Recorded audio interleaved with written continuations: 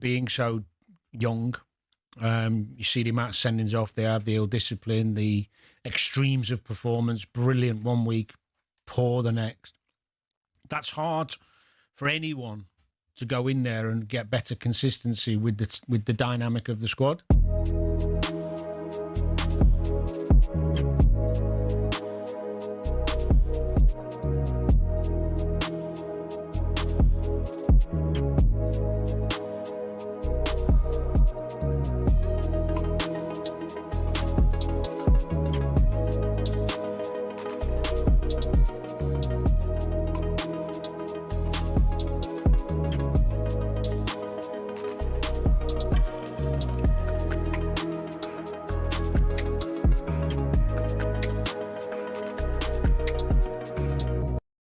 talkSPORT Sports Update, powered by the Nissan van range. Scoring a winning hat-trick of performance, payload and price. Search Nissan Vans or head to your local Nissan Van Centre. Good afternoon, I'm Max Scott here with your sports headlines. 44 years after leaving Bristol City, Roy Hodgson's returning to the club after they sacked Gerhard Struber. The 78-year-old will take charge of the last 7 games of the season. Here's our chief football correspondent, Alex Crook. They are languishing in mid-table. Bristol City obviously started the season really well and were in and amongst the playoff picture, even coming into the turn of the year, so they have fallen away. But it's a strange appointment, isn't it? Obviously, he's got that historical tie to the football club. Let's see what he can do in the final 7 or 8 games. No more home nations or Ireland in this summer's World Cup. Craig Bellamy's Wales lost out on penalties to Bosnia in their playoff semi. And talkSPORT's Wales correspondent Lawrence Mora says qualification for major tournaments is only going to get harder. That's the biggest disappointment, is this team, possibly Harry Wilson and what have you, at their absolute peak, go into a World Cup and being able to produce there. There's a home Euros next, but you know that sort of core of the team will be a little bit older. Tonight, England take on Uruguay live on talkSPORT. Ahead of the game, Thomas Tuchel's called on England fans not to boo Ben White.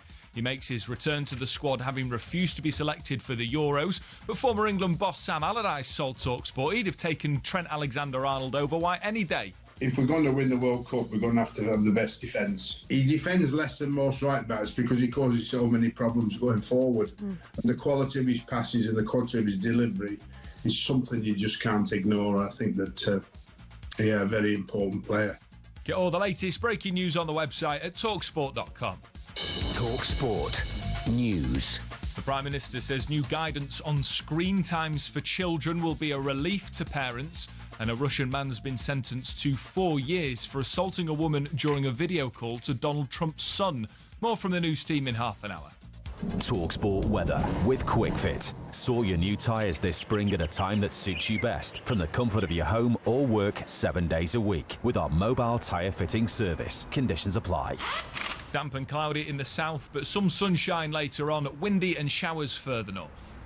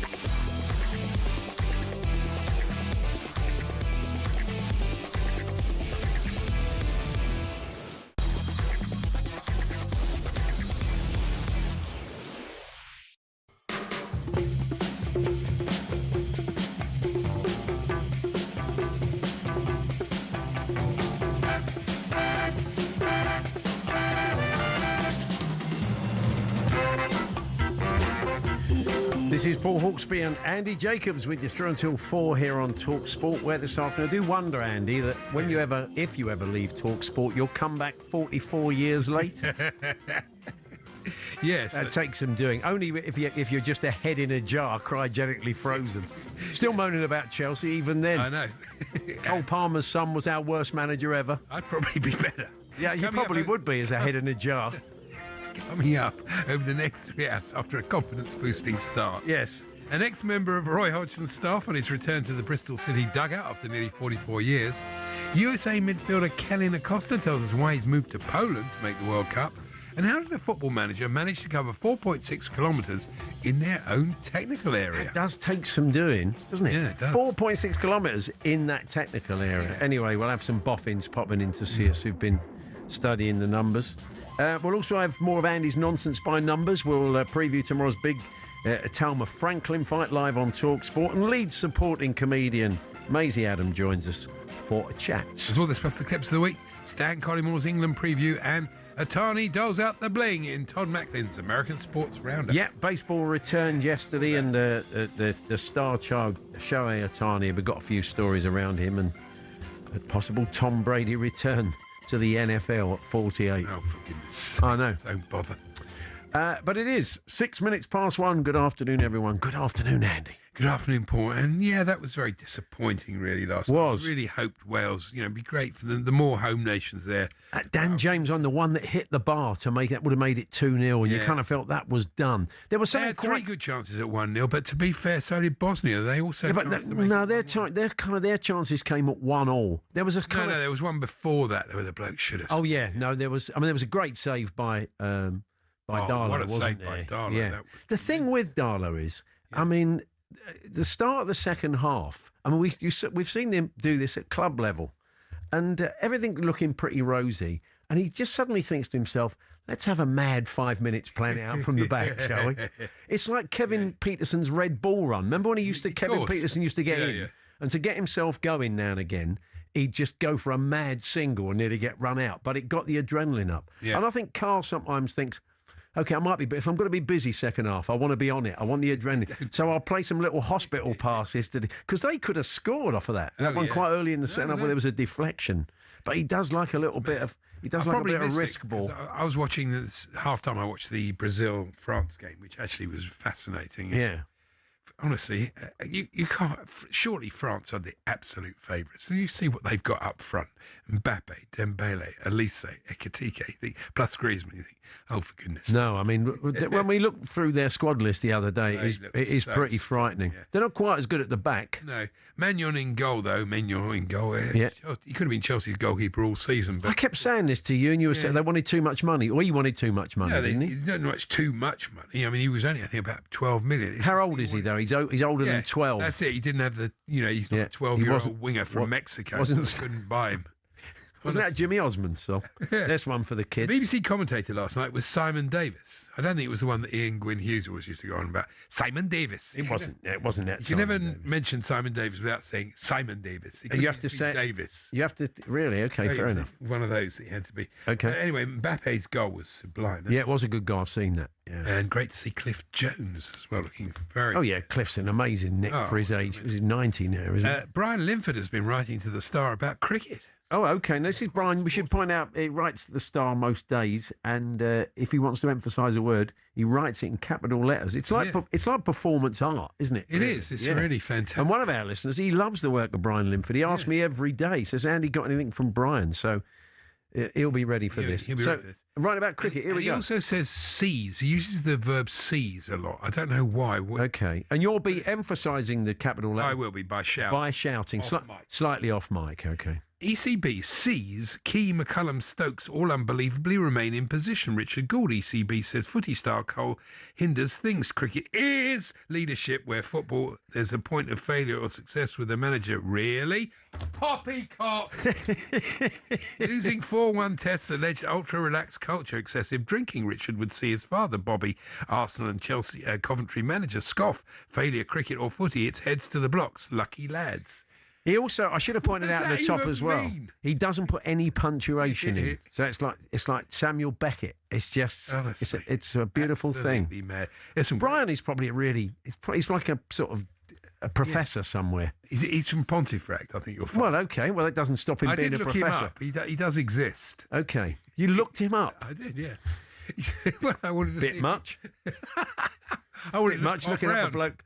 bloke who writes. Is he a professor? Yeah. Is this all an elaborate ruse? I don't know. He's got a business, I think. He popped up on, when you Google him, he pops up as a So when he comes around to give you a quote, does he say things like, well, I can come back on Wednesday, but I don't think it's going to cost you £400? Does he do stuff like something that? like that. Dirty Wall sees Andy wanting decorating. Yes, that's exactly. But bloke wrote to, I like this letter to the start of it. Yes, yeah. Strictly don't deserve loyal fans or the pro dancers they are axing. Len and Bruce would be disgusted. Lenny Bruce?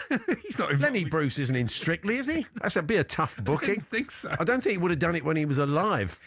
Anyway, he'd be in Dancing with the Stars, wouldn't he? Brilliant, isn't it? He'd make it very interesting when they're doing the stuff with the judges. And another thing the Daily Star love is a scare story. This one's about football kits. Oh, okay. Yeah, It's always our old mate Jerry Lawton. Nobody writes a scare story better than the chief. He's the king of the scare story. You know, football fans have been warned counterfeit kits could seriously damage their health. Wow. I know. Why is this?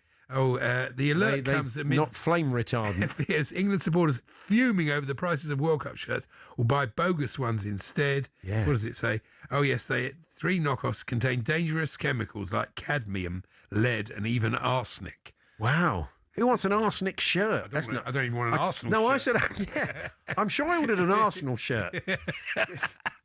This doesn't. Yeah.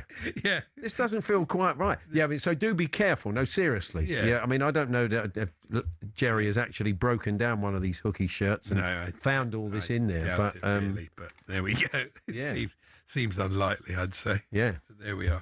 Okay. Well, thank you for bringing us that, Andy. That was an important message. I know. I agree. There was something horribly cynical about the way. I mean, I'm biased, obviously, with a small bit of Welsh in me, but there was something a bit cynical about Bosnia-Herzegovina. They only really kind of got going. They were playing for pens, pretty obviously. At 1-0, it was a great header by Jacko. Jacko still got amongst it. a number of teams that shouldn't be going to the World Cup. There's far too many teams. Then goes the Bosnian transmitter. They'll stink the place out. They won't try and win any game. They'll try and do what they did last night, nick it on the counter, defend like mad with their thuggish physical play. Really, you're a fan then, are you? No, not at all. I'm not a fan, and I'm not a fan of a 48-team World Cup. I think it's all completely ridiculous. I'd normally say, well, they got Italy, so that's the end of that. But Italy in playoff finals are a bit flaky, but I think they've got enough to beat them. And Wales should have won last night. They should, and that was very sad. I didn't feel for Brennan Johnson because that wasn't his finest pen, was it? No, really awful. Leaning back a bit on that. Great. But anyway, next time we are going to have a chat with Kevin Hatchard, a European football expert. Look at the games that we can look forward to next week. Slightly taking the shine off with Northern Ireland, Wales, and the Republic not being there, but still. There's some interesting games. There was some interesting stuff to reflect on beyond those matches last night. Yeah, it's like the commentators last night. I've just seen, he said, it's got an edge to it, this game. Yeah, it's a playoff to get to the World Cup. It would do, wouldn't it? If it hasn't, Craig Bellamy's not done his job. Anyway, Kev's going to kick us off. Spencer Oliver joins us ahead of Moses Atalma versus Jermaine Franklin tomorrow night, live on talkSPORT and DAZN. Kellyn Acosta has played nearly 60 times for the USA. And he's hoping, he's not played since 2023, but he's hoping to try and squeeze his way into the squad. And the way he's done that is to go and play in the Polish league. He'll tell us what the experience has been like and how he's getting on. It's a bit of a relegation dogfight he's entered into. So he probably tell out more about the manager who managed to cover 4.6 kilometres in their technical area. That does take that's some serious pacing. Stan Collymore with his thoughts on England. Sean Derry, who worked with Roy Hodgson as a coach on his return to the dugout, which is some story, really. Yeah. And we'll talk about how you manage to keep relevant and keep in touch, as Roy does. And we'll have some clips of the week for you. Maisy Adam joins us, and Jim Proudfoot, your commentator tonight. That's all coming up between now and 4 o'clock. To get in touch, talksport.com/H&J. Text to 81089. You can tweet to TSH&J. Or you can get in touch 03717 22 3344. Ash, the Newcastle fan, is sated. He says, thank you for Brian's letter. You have made my day. Oh, good. Ash asks every day. So. I've got another one, actually, for later. Oh, well, don't touch that. We kept one listener for 3 hours anyway. Do it at 5 to 4. We are here with our good friends at Tool Station. Check out their wide range of garden power tools with brands such as Bosch and Ryobi. Next stop, Tool Station.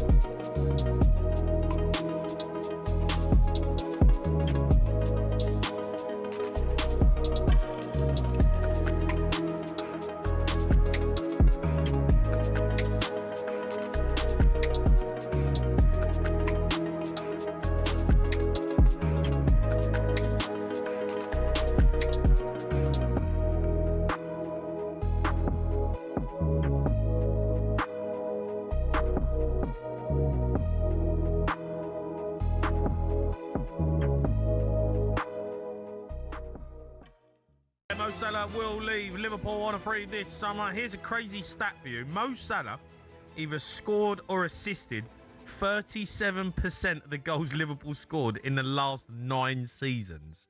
Yeah, he's, and I think it was Hugh Wisencroft that said there that the awakening of Liverpool was down to Klopp and Salah. Those two worked in such sync. Klopp made Salah the player that he is, or allowed him to be the player that he is. Yeah.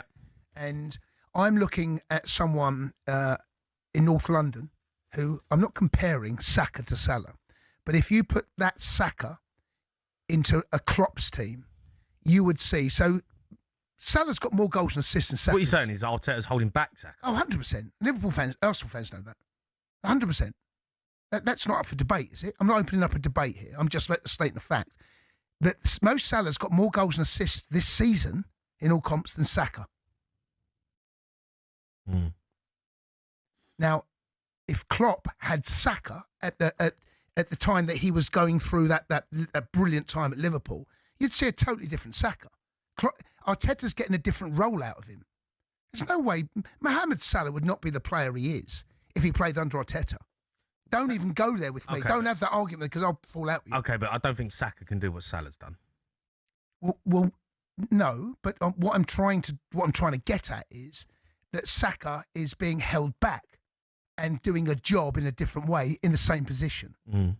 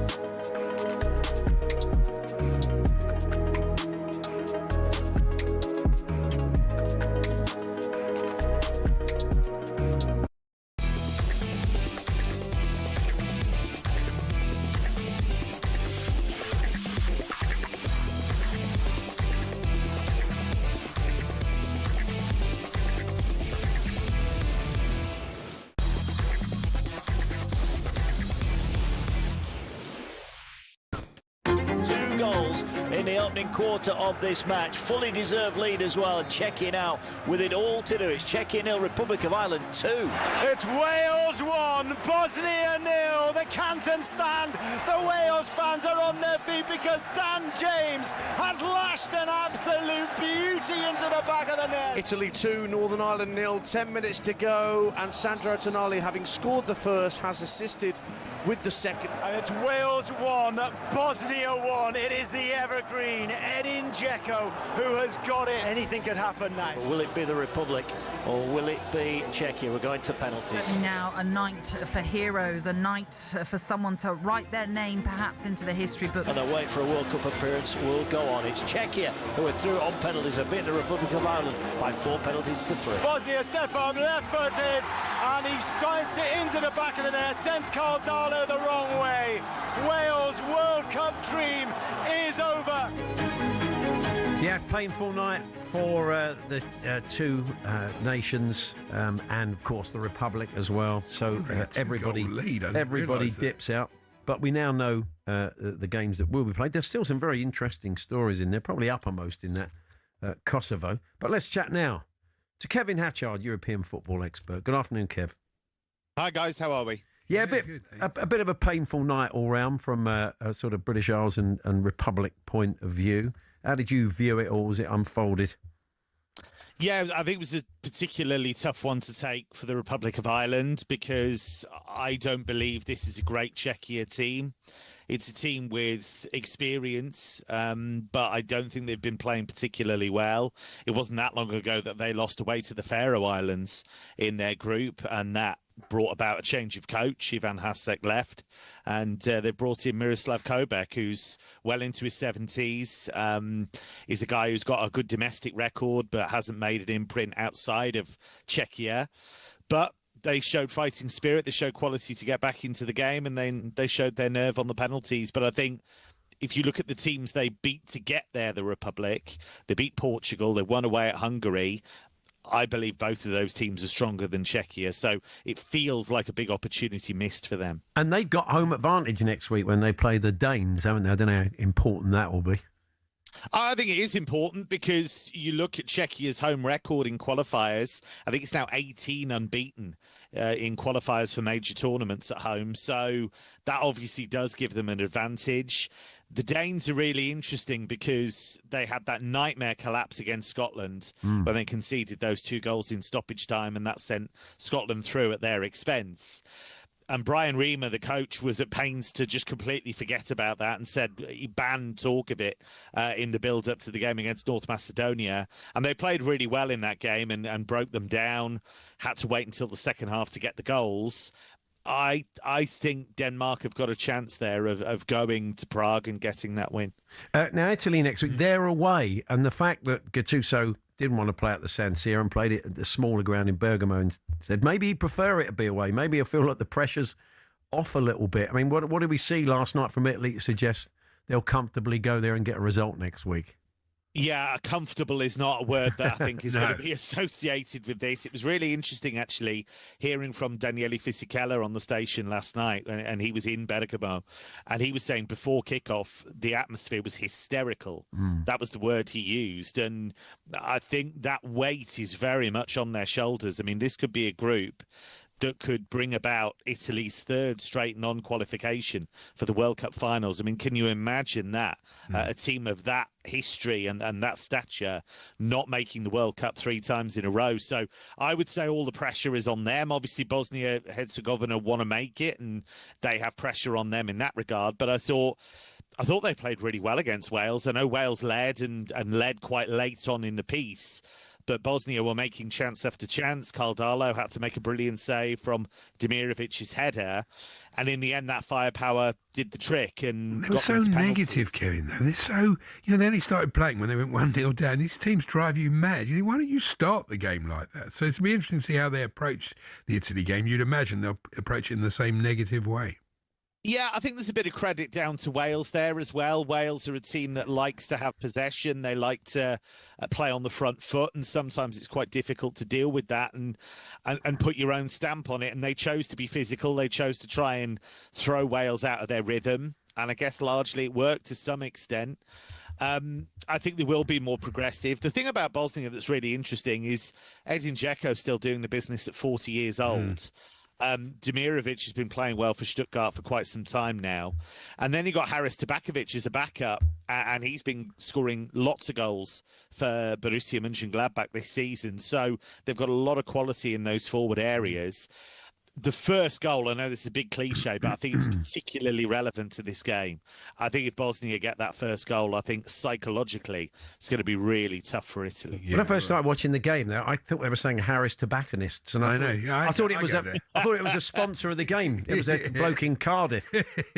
Anyway, what about Sweden, though? Graham Potter, I'm not a massive fan, but credit for obvious reasons. But credit to him. He seems to be doing a good job. Because they were really in the clarts, weren't they, a few months ago, and it looked like they weren't going to make it. And so here they are on the verge of qualifying.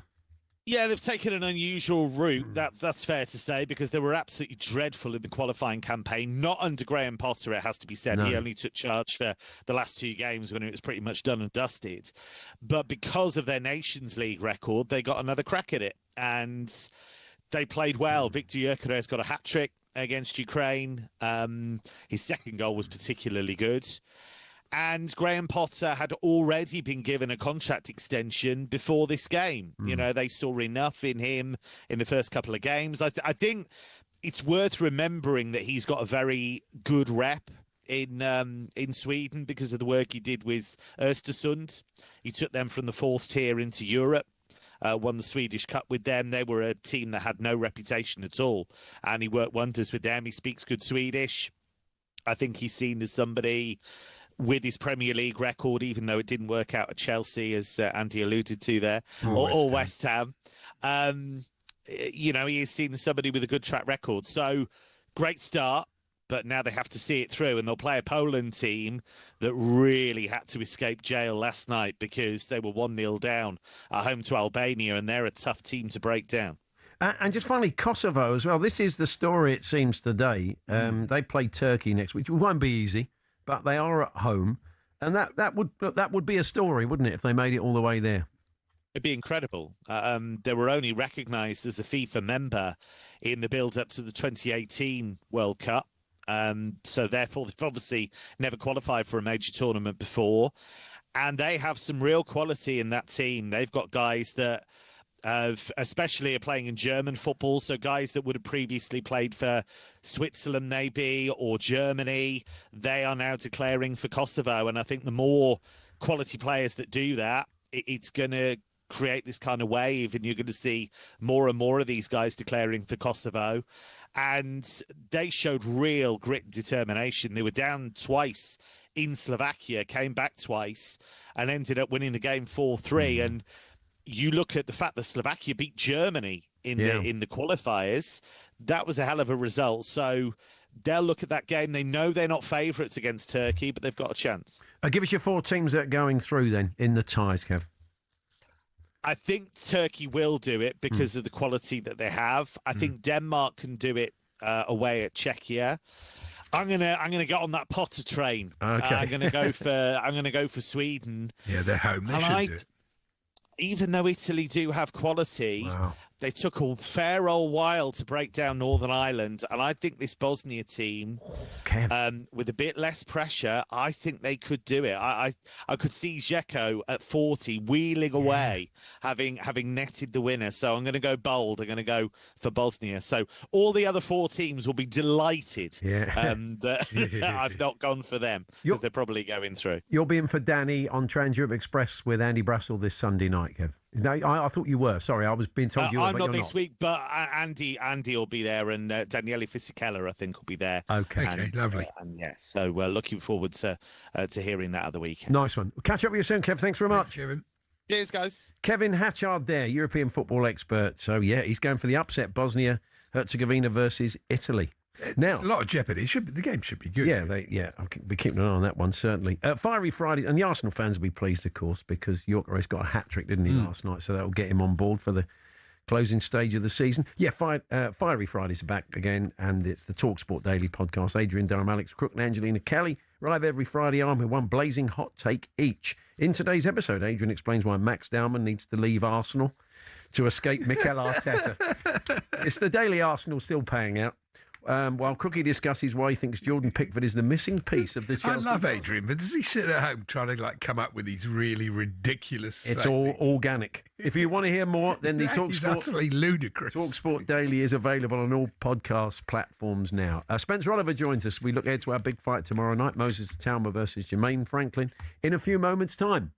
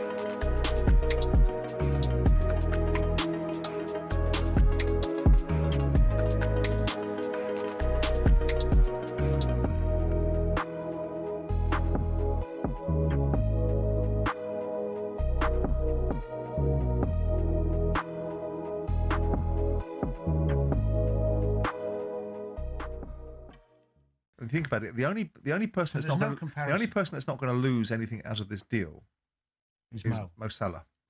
And when he signs a 2-year contract and got himself a new contract and got himself the highest paid and one of the highest paid players in the Premier League, it was because Liverpool managed to achieve, or probably on his behalf, a 2-year deal that they didn't particularly want. I think they wanted a 1-year deal. And when we heard Virgil van Dijk, the caller was talking about the commentary of Virgil van Dijk and Mo Salah, what we heard was a load of old rubbish from Virgil van Dijk and Mo Salah about how they'd heard nothing from the club, no one had spoken to them, no one had given them any indications, all that nonsense, because clearly agents would have been speaking to the club. What they hadn't heard at that time is, yes, you can have precisely what you want. That's what they hadn't heard at that particular time. So when we use that as part of the architecture of a conversation to justify people's behaviour... No, I think you're right there. I don't think they did come out and say, I'm staying. They didn't.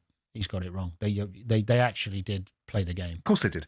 So in this instance, when you look at Mo Salah has orchestrated a circumstance where he engineered a contract as a result of his previous worth, that Liverpool gave him enormous amounts of money. He hasn't turned up until his outburst.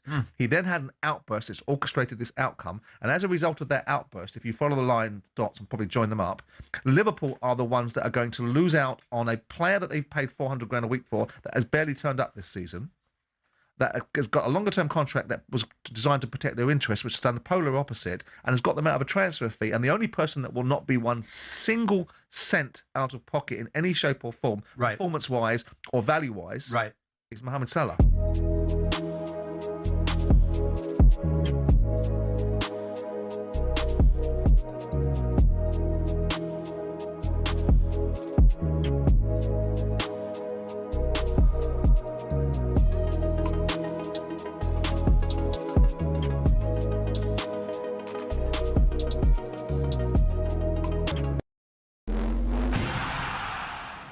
Craig Bellamy says he's very proud but definitely disappointed after Wales suffered World Cup penalty shootout heartbreak in their playoff at the hands of Bosnia.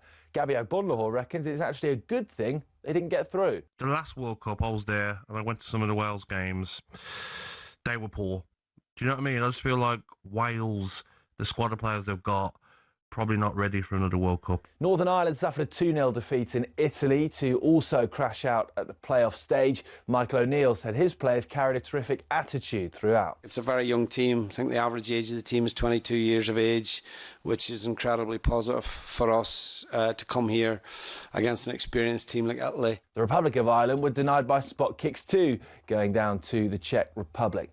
Now, don't boo Ben is the message Thomas Tuchel is giving to England fans as the England defender returns to the squad tonight in their friendly with Uruguay. Our England correspondent, Faye Carruthers, spoke to Ben White's teammate Noni Madueke yesterday. He said he was really delighted to be called back up for England and proud, and that, you know, he's actually a really good character behind the scenes, and perhaps we haven't seen that from Ben White in an England shirt. And Luke Littler silenced fans in Berlin with an epic double Big Fish checkout to beat Michael van Gerwen. That's 2 treble 20s followed by a bullseye. He did that twice. It's back-to-back Premier League wins for the world number 1, who's now 2 points clear of Johnny Clayton at the top of the table. There's more. There's always more at talksport.com.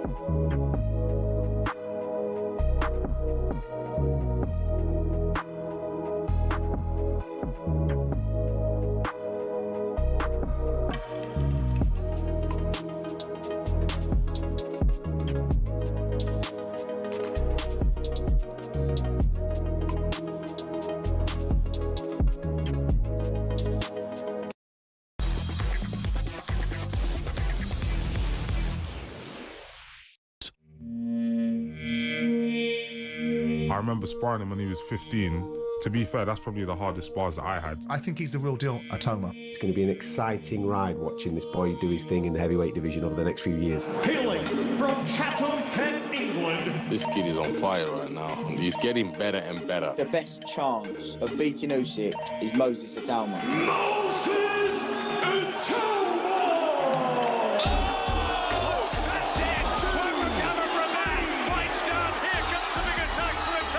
I like Moses a lot. Moses reminds me of a young Mike Tyson. Moses Tamwa makes it look so easy. A lot of people are basically just saying, like, yeah, I'm going to knock him out. And, like, I probably would. Yeah, it should be a very interesting fight. We bring it to you live tomorrow night. Heavyweight sensation Moses Atalma faces the never knocked out Jermaine Franklin in Manchester's Co-op Live Arena. Current heavyweight Dave Allen will offer his expert analysis for us on talkSPORT as part of our commentary team. Don't forget you can watch along with us ringside on the night of the fight. So heavyweight boxing tomorrow night live on talkSPORT, the talkSPORT Boxing YouTube channel from 8 p.m. We can watch live on DAZN. Adam Captrell and Spencer Oliver caught up with Jermaine Franklin yesterday ahead of the fight. You came into the talkSPORT building recently, didn't you? I believe that you met a friend of mine, Mr. Simon Jordan. Yeah. He was talking some crap, talking about I'm going to get knocked out. Tell him to put some money up. What? Listen, obviously people have opinions on this game, and that's his job, my job, Spencer's job, obviously, to give those types of opinions and try and call through particular fights. How does that make you feel? Are you the type of guy that's able to block out the noise and just concentrate on yourself, or does that stuff actually fuel you a little bit further? It fuels me a little bit, but I'm laser focused. I know I got a job to do, so I'm prepared and focused on the job I have to do. It's just when you hear it so much, it kind of adds fuel to the fire. So, you know, some of it I take as a little disrespect, but I know how the reporting job is, so, you know. I don't stress about it. I wasn't expecting a voice as high as that. Like Mickey Mouse. Although, really. Yeah, you can tell him that when he comes in again. Well, obviously, the face and the body doesn't match the voice, but fair enough. Okay, well, you can pick it up with him when he pops in after the fight. Yeah. I'll go to the fight tomorrow night. Be sure to lead with that, and I'm sure he'll lead with something else, possibly a right hand. Moses Atoma, or Joe Gallagher earlier on, chatting to Spencer Oliver, Moses Atuma. Oh, dear. So we could get a what's my name situation like Ernie Terrell again. He may stand over him and he said, what's my name? And Jermaine saying, I've got no idea. Of course not, Jermaine. That was Andy who did that. Andy did the impression, by the way, not Paul, if you're listening. Spencer Oliver joins us. Good afternoon, Spencer. Yeah, good afternoon, guys. Yeah, Jermaine Taylor has actually been training in the barn where Don Charles trains some of his fighters. Tony Yoka, who's got a fight coming up on the 25th of April as well. But yeah, he has got a high-pitched fight. But you remember one Mike Tyson? He was very similar as well, and we saw what he delivered inside the ring. Yeah. And Jermaine Franklin is promising to do that as well. He said he's here, and it's all about shocking the world. Listen, the guy's only ever lost 2 out of his 26 fights, and that was to Anthony Joshua, and a controversial loss to Dillian White as well. So he's coming here and he's seeing it as a massive opportunity, and that's what boxing is, guys, opportunity, and it's what you do with that, how you take that. You know, Moses Atama is that guy that everyone's talking about. He's hot on everyone's lips. He's going to be the next heavyweight champion and will remain that for the next decade or so. But let's see, he's got to come through these sort of opponents. Can he get the job done inside the distance? I think that's the big talking point here. There's an interest in seeing him go into the latter stages of a fight and see how he fares. I mean, everybody, I don't know what you think, Spencer, everybody seems to think that his best chance of winning is to get him out of there earlier, and the longer it goes on, it may be more of a problem. Is that how you see it? I don't see it really being a problem for Moses, because I think that every now and then we get a very special talent that comes along, and, you know, he has them comparisons. People have been comparing him to a young Mike Tyson and all of that. Look, he's a southpaw, he's very quick, very spiteful, and starts very fast. As Dillian White found out last August in Saudi Arabia, he went out there and Moses just put it on him, caught him early, but the kid can whack. And that's what Jermaine Franklin has to be careful of in this fight, because, you know, he's an experienced campaigner. He's only 32 years of age, but he's been around a long, long time. He knows how to survive. He knows how to slip the shots, but he can be hit, and that's where the problem lies for him, because Moses, as I say, is very, very spiteful, and he'll be looking to get the job done very, very early. You don't get paid for overtime in this business, and if you look through Moses' record, eight first-round victories in those 11 KOs, and the other 3 have come in the second round. So, look, the guy is very explosive and like in the first 2 rounds.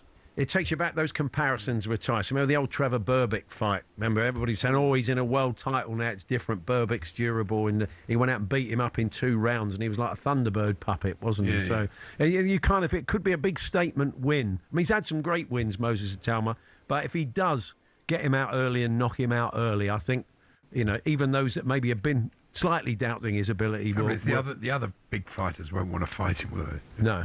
Well, I mean, I think the fights are getting made, though, these days, aren't they? We've got to hope that's still the case. Absolutely, the politics have been taken out of the sport now, and that's mainly because most of the fights, all the promoters are under one banner, and that's DAZN. So these fights now can be made without complications of pay-per-view splits and where does it go? Is it on HBO? Is it on Showtime? Is it on Sky Sports? That's all gone now, so we are getting the best fighting the best, and the promoters, you know, they want the best fighting the best, and Maisy Adam is being talked about as the next kid coming through, but like you say, Jermaine Franklin, really, this is a good yardstick to see exactly where Moses is in his career. Frank Warren has said, by the way, guys, come through this fight and come through well and get rid of Jermaine Franklin inside the distance, and it's a world title shot this year for Maisy Adam. Who that will be, where it will be, we don't know, because Alexander Usyk obviously fighting Van Hoven on May the 23rd out in the Pyramids. We don't know what's going to happen to them titles. Are they going to fragment? He won't be able to box his mandatory position fighters, so the titles will be relinquished, and who knows where they will go and who knows who we will fight from. But exciting times in the heavyweight division. Fantastic. So the weigh-ins later on, isn't it, Spencer? Have we seen much trash talk between them? What are we expecting when they're at the weigh-in? Well, I think it's a last chance for both of these guys to look at each other, and then you can assess there. Does he really fancy it? You know, they look into each other's eyes, and you get this sense, you get this feeling. You know, both guys have been talking the talk, but let's see if they can walk the walk. Maisy Adam is a kid that has sort of relished everything at the moment. You know, he takes that pressure, and he's got a lot of pressure, by the way, on his shoulders at the moment, Maisy Adam, because of all the hype that is surrounding him. But he's dealing with it, and he's dealing with it very well. You know, the interviews he does, he sort of plays it down a little bit, but he's nasty inside the ring. Jermaine Franklin has said that he's going to shock the world. Maisy Adam will get a chance to look into his eyes today, and he will see if he really does fancy it, and we will see that as well. Did you like a bit of the old psychology in the weigh-in when you were fighting, Spencer? Did you like try and get inside the other fella's head a bit? Absolutely. Listen. Absolutely, Andy. Listen, you can read a lot into a fighter. You know, when reality kicks in, because we can all talk, but when the time comes, and the weigh-in is that time, really, then you know that, you know, we're not far away, less than 24 hours away or so.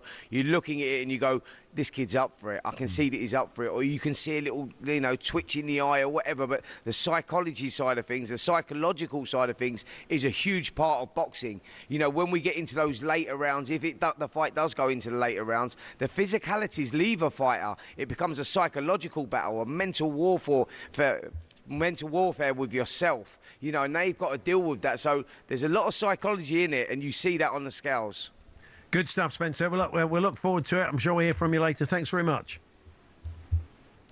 Cheers, guys. Spencer Oliver there, part of our team bringing you the big fight tomorrow at the Manchester Co-op Live Arena. It's Maisy Adam versus Jermaine Franklin, and our coverage gets underway at 8. And as we said, you can watch live on DAZN. Should be a good one.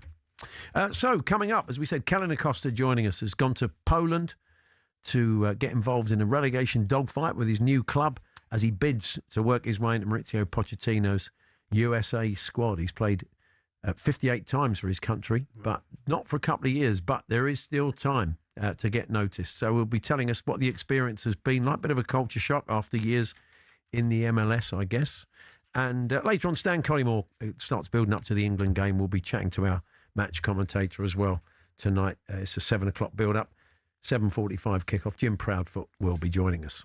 We're here with Toolstation. Get your toolbox essentials this spring with big savings on screws and fixings. Next stop, Toolstation.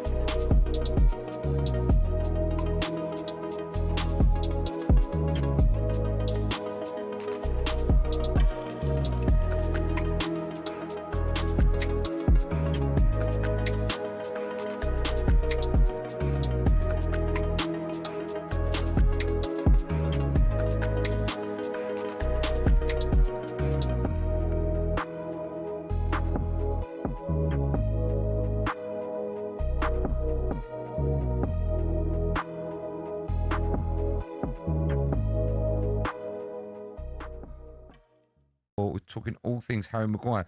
John is a Man United fan. Jonathan? How are you doing? You okay? I'm great. Very well, man. How are you today? Yeah, very good. Very good. Thank you. What's that noise? Have you just opened your wallet? No, you have to excuse me. It's the police going past in Hereford, which means there's probably a cat stuck in a tree somewhere. Okay. Well, just be careful. Yeah, I'm being safe, mate. Hands free and all that. Good, good. Go on, off you go. Yeah, talking about Harry Maguire. So, I'm a United fan. Has he let the club down on numerous occasions? Yes, he's a bit of a Marmite player. But with regards to England, I can't think of a time he's ever actually let England down. Yeah, good point. point. Every time he's put an England shirt on, he's always done a job. Yeah. And that's my biggest thing. Would you start him for England? I'd start him for England, yeah.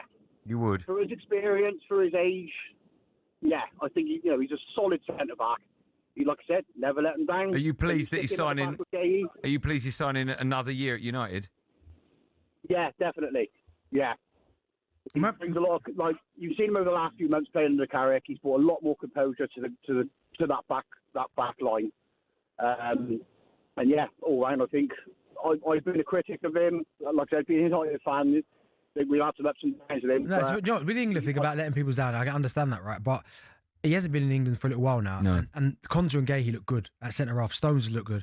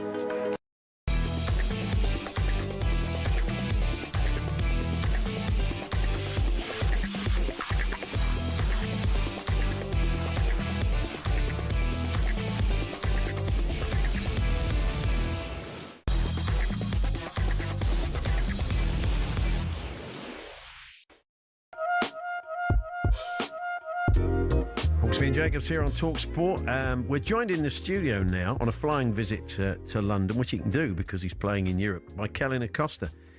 He's played for the US national team 58 times, plays in midfield, and he dreams of going to the World Cup this summer. He wants to work his way back into the squad, and he has signed up for a team in Poland who are struggling a little bit at the moment, so it's a bold thing to do. Pogoniu Szczecin, I believe, is the pronunciation, but I'll be put right, I'm sure, by... All right. Be put right by Kellyn. I've been practicing. Good to see you. Yeah, likewise. Thanks for having me. So, yeah, how's it? How long have you been there now? Going on maybe a few months now. I got in January. Yeah. And, I mean, it must be a bit of a culture shock for a boy from Texas to suddenly find yourself in a sort of relegation dogfight in Poland. Yeah, I mean, it's definitely different than my norm, what I'm used to, but I've been enjoying it. I've been enjoying Poland as a whole. Obviously, the footballing aspect, we could be a lot better, but I've been adapting well to the culture and the city, and like I said, I've been really enjoying it. The fans are pretty passionate, aren't they? No, definitely. Yeah. I definitely felt that from the minute I stepped foot in Szczecin, like you mentioned. And you've not gone in at a particularly good time because they're kind of down there fighting for survival. How many teams go down in the Polish league? I believe 3. Right, and the team are just outside of that, but points-wise, you do need a couple more. Yeah, I mean wins. the points are close. I mean, I think from top to bottom, I think it's relatively close. You win a couple games, you jump up into a European spot, or if you don't get the results that you want, you're down there at the bottom. So every game matters, and you're fighting, which is awesome. It's competitive. A game for the national team next week against Sweden. Yes. So one of your teammates is in the squad. He is, Camille Groschi. Yeah. So I was super excited for them to get a result. Obviously, going down early 1-0 was tough, but them to pull through. I know the whole country's behind them, and a big one next week. against the Swedes. Yeah, absolutely. I would have said the cold would have been a shock, but you've been playing in Chicago for 2 years, so maybe not. I don't know. Not so much. I think Chicago might be colder, so it wasn't too bad just transitioning into Poland. And in terms of style, you spent a lot. Obviously, MLS has been your career: Dallas, Colorado, LAFC, and Chicago. So, what are the differences you've found playing in Europe, playing in the Polish league? Yeah, the intensity for starters. The games. I mean, the games were small margins. There's a lot about dual second balls, set pieces, and it's just fast paced, a lot of back and forth. So I've been trying to adjust. It hasn't been the easiest time, but I'm still working to get better each and every game, and help my team accomplish our goals. One is to obviously not be in the position that we're in, and then the second part is to be in the best possible situation and hopefully fight for Europe. Yeah, big opportunity for the US this summer, isn't it? I mean, home advantage. They've got a top coach, got some pretty good players. I know you'd like to be part of it. How well do you think they do? It's hard to say, isn't it? But this could be a great opportunity for them. No doubt. I think, as footballers, we always want to achieve as much as we can, and the pinnacle of football is winning a World Cup for your country, and respectively being in our home country. I mean, what better opportunity do we have? Work for England. Yeah, fair enough. That's true. But yeah, I think we have a great group of guys, and it's going to be a great summer. I'm looking forward to, seeing what the group can do and whatnot. So Ted Ramos, the former USA international, I think the guys on talkSPORT spoke to him, and he was saying he expects them to emerge from the group. He expects them to win the group, which should give them a good round of 16. The other point he made was it took Mauricio Pochettino a little bit longer maybe than people expected or wanted to get the measure of the team.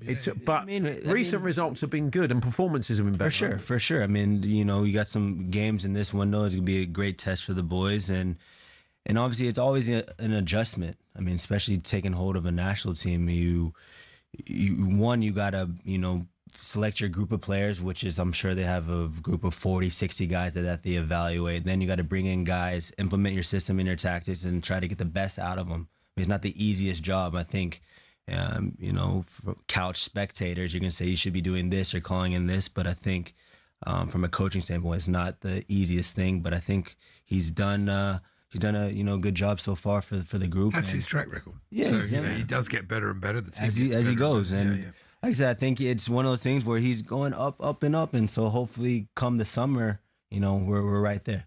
Because players are playing at big clubs around Europe, as we know. Pulisic probably is. Is he still the poster boy, would you say, of the US team?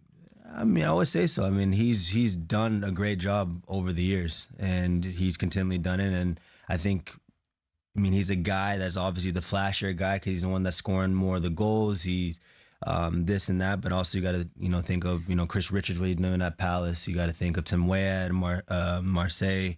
Weston's done a great job at Juve. So we have a number of guys that have stepped up and done well. So obviously Christian is the name that everyone knows because of the goals. I think it's been 3 years since you played for the US national team, but do you kind of feel this? You can get noticed still by Mauricio Pochettino and his staff? Yeah, you're talking about for the World Cup? Yeah. I mean, obviously, it's a difficult hill to climb. I think, if I'm being honest with myself, my performances as the club hasn't been on par to what I need to do to be within the group. But, as a footballer, each and every day is an opportunity to showcase yourself and get better. And all I can do is, control what I can control, which is, my work ethic and my attitude, and on the weekends perform well. And if I perform well, maybe, catch the eyes of the coaching staff. But, like I said, all I can do is what I can do. Sure. Have you had any contact with them? No, the only time I spoke to him is when they were in Chicago, actually. And, I had a bit of a conversation there. And it was good to see some of the guys. But right now I'm on that outside looking in. Yeah. The MLS, it's pretty exciting times. Antoine Griezmann's the next kind of huge player who's going to be heading over there. And he's still playing very well in Europe. You kind of feel he's got another year in him, but maybe it's a lifestyle choice. So he's going to go there with a lot to offer. You're not getting someone who's, just going over there just to go. Yeah. Yeah, no, it's exciting times for the league. I see the league is growing. I mean, to attract the names like Antoine Griezmann's, to the Rodrigo de Paul's, to the Chiellinis and the Bales of the past, and obviously the big one, the Messis. Did you get a chance to play against Messi? Yeah, I played against him a few times. Yeah. So he kind of wanders around in your area in midfield. He does. He goes for a little stroll. It's like he's walking his dog. Right. And then suddenly sets off, doesn't he? When he gets the ball, he gets active. And it's one of those things where you kind of switch off a bit because you're like, he's walking around. He's not doing much. He's just kind of there. So I'm focused on the ball. I'm trying to get organized. And then you turn your head, he gets the ball, and he just goes. Full go. So, yeah, I mean, he's still a special player. His IQ is next level, but he still has the tenacity and the speed and the killer instinct. Are you enjoying playing in the stadiums in Europe? Because I noticed last night watching the France-Brazil game, it was in Boston. These are American football stadiums. They're wide open. Yeah, it's a bit different. Yeah, it is different. The fans are quite a long way from the pitch. You're a tight little ground with, I'm sure, a kind of group of ultras behind the goal. We're expecting a lot of you. So it's probably, as you say, quite intense, not just on the pitch, but off the pitch as well. No, for sure. I think on both sides of it, playing at home is obviously definitely special and having the ultras and the fan base around you, but also playing away, I'm enjoying it. I'm like looking around, I'm seeing the passionate fans, I'm hearing the fans yelling, screaming, chanting. And, as a footballer, these are the games you want to compete in. And so, like I said, I've really been enjoying it. Yeah. Just going back to Messi, do you get a bit starstruck? Is there a moment, you've got to be a pro and you've got to switch off, but now and again, isn't it? Is everybody rushing over to swap shirts or? I mean, probably post-game, I would say. I mean, one of the greatest players to ever play, so I wouldn't see why not. But, I mean, for me, it's kind of before the game, I'm, bit in awe, but when it comes to on the field, it's, I'm trying to put my best foot forward and help my team any which way I can. Sure. Do you follow a Premier League team over here? Chelsea. Chelsea fan. Yeah. Okay, like Andy, fellow sufferer at the moment. Yeah. Why is that? How did you come to choose them? Just growing up, it was just something that a team that was just on TV and I had access to, and they're quite good. And it was sometimes it's just easier to follow teams that were winning and doing well. And as of late, obviously it's been a tough go, but I'm hoping that we can bounce back. Yeah. Well, Kellyn, good to meet you. Good luck with that. Andy's a bit less optimistic. But look, good luck over in Poland. And let's hope Maurizio and Jesus and his team are kind of keeping an eye out for people in midfield. And lovely to meet you. Thanks for popping in. We appreciate it. Thanks for having me. Kellyn Acosta there, US international. It's Paul Hawksbee and Andy Jacobs here on talkSPORT.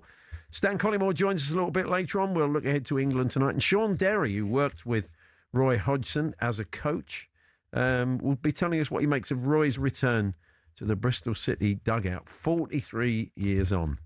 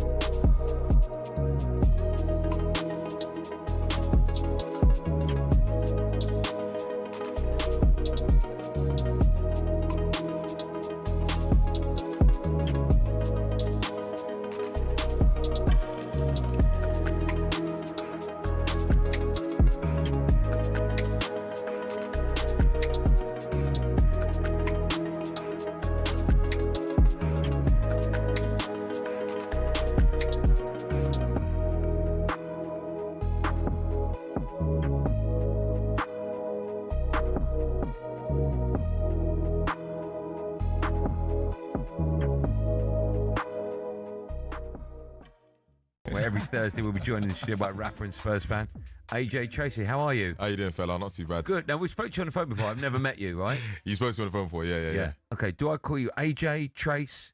You call me whatever you want to call me. Yeah, but what do your pals call you? AJ. Age, yeah. Okay, Age. nice to meet you, Age. If we've had a beer, it's Age. Okay. Yeah, we should do that on Thursday. Yeah? Thursday's a great night to go out. Benny, I heard the fridge is stocked over here. I might be here for...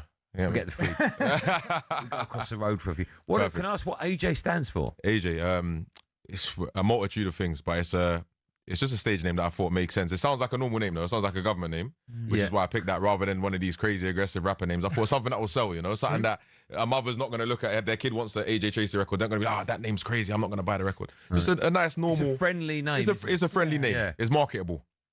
Obviously it is because it works. Thank you, I appreciate that. Yeah. You said it, not me. Thank you. Thanks so much. Thanks so much for coming in. No, thanks for having me. What are you up to at the moment? We're going to talk loads. I know you're a big Spurs. By the way, if I wasn't here with you, I'd be watching this. By the way, how nice is that? Of course I would. I watch. Is it your favourite show? Yeah, it is definitely. Oh, that's nice of you. Well, you're our favourite artist. Oh, appreciate that. Thank you. You had to say that. You know. Should we ruin the conversation by talking? Go ahead. Let's do it. You're a Spurs fan, right? I'm embracing myself. I am. Are you looking forward to football in the Championship next season? Look, the truth of the matter is, I, as a fan, I can't do anything about the situation. Is that accepted? Yeah, is that granted? Yeah. So the banter, I have to take it. Of course, I have to say, give it. That's fine. That's fair enough. Because if the shoe was on the other foot, I'll be doing the same. So that's fine. Yeah. We're gonna get out of the way. Second of all, if we are in the Championship, I'll still be there. Obviously, I'm a Spurs fan. Of course, I'll be there. Of course, it's out of my hands.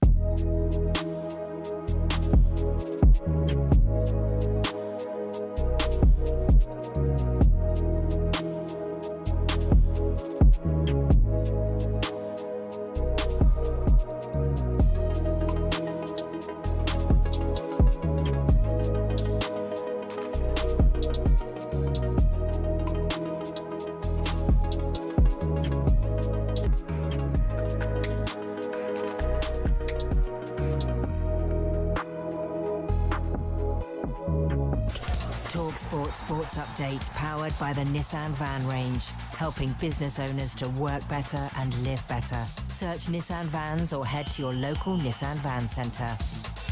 Good afternoon, I'm Max Scott here with your sports headlines. Roy Hodgson says he's ready to get straight back to work at Bristol City, almost half a century after his last spell there. The club sacked Gerhard Struber after 6 winless games. talkSPORT correspondent and Bristol fan Lawrence Mora says there's pressure to turn things round at the club. A new CEO has come in, Charlie Boss, so they're looking for a sporting director. They're changing the shape again of the club at the hierarchy going forward. So I possibly see Roy Hodgson as that man just stepping into the breach to see Bristol City through to the end of the season. Gabby Bonlahor reckons it's probably for the best Wales didn't qualify for the World Cup. talkSPORT's chief football correspondent Alex Crook doesn't think they'll even qualify for the home Euros in 2 years' time. Because only 2 spaces are reserved for the home nations. They're all going to go through qualifying. This is going to sound arrogant, but England will qualify. But if Scotland, the Republic of Ireland and Wales don't qualify, then only 2 of them will obviously be given a space. Thomas Tuchel's urging fans not to boo Ben White when he makes his England return tonight in their friendly against Uruguay. Meanwhile, Emil Heskey's told us tonight should give us a good idea who can deliver up top to provide backup for Harry Kane. It's their chance of solidifying themselves in that talk of being the one to take over, because we really don't know who's going to take over from Harry Kane or what it's going to look like. Remember, that one's live on talkSPORT this evening. And John Toshak has hit back at his son's claim that he's been diagnosed with dementia. The 77-year-old son, Cameron, told the Daily Mail this week he had the disease. But Toshak himself says, "I've forgotten all the goals I missed, but I remember perfectly the ones I scored." There's more on that at talksport.com. talkSPORT News. An Afghan asylum seeker who came to the UK on a small boat has been jailed for 15 years for raping a 12-year-old girl. And a Russian man who beat up a woman while on a video call to Donald Trump's son has been sentenced to 4 years. More from the news team in half an hour. talkSPORT weather with QuickFit, where we've got a wider range of premium tyres than Britain has rainy days. Visit your local centre or book at quickfit.com today. Damp and cloudy in the south, but some sunshine later on, windy and showers further north.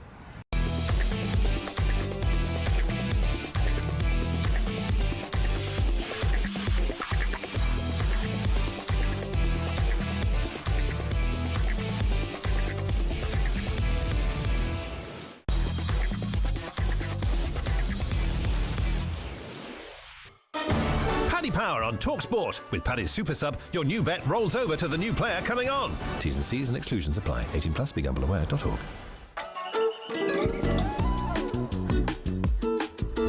Good afternoon, Paul Hawksbee, Andy Jacobs here on talkSPORT. It's time now for today's bet builder with our friends at Paddy Power. We welcome Graham Byrne. We're going to look forward to tonight's international friendly live on talkSPORT.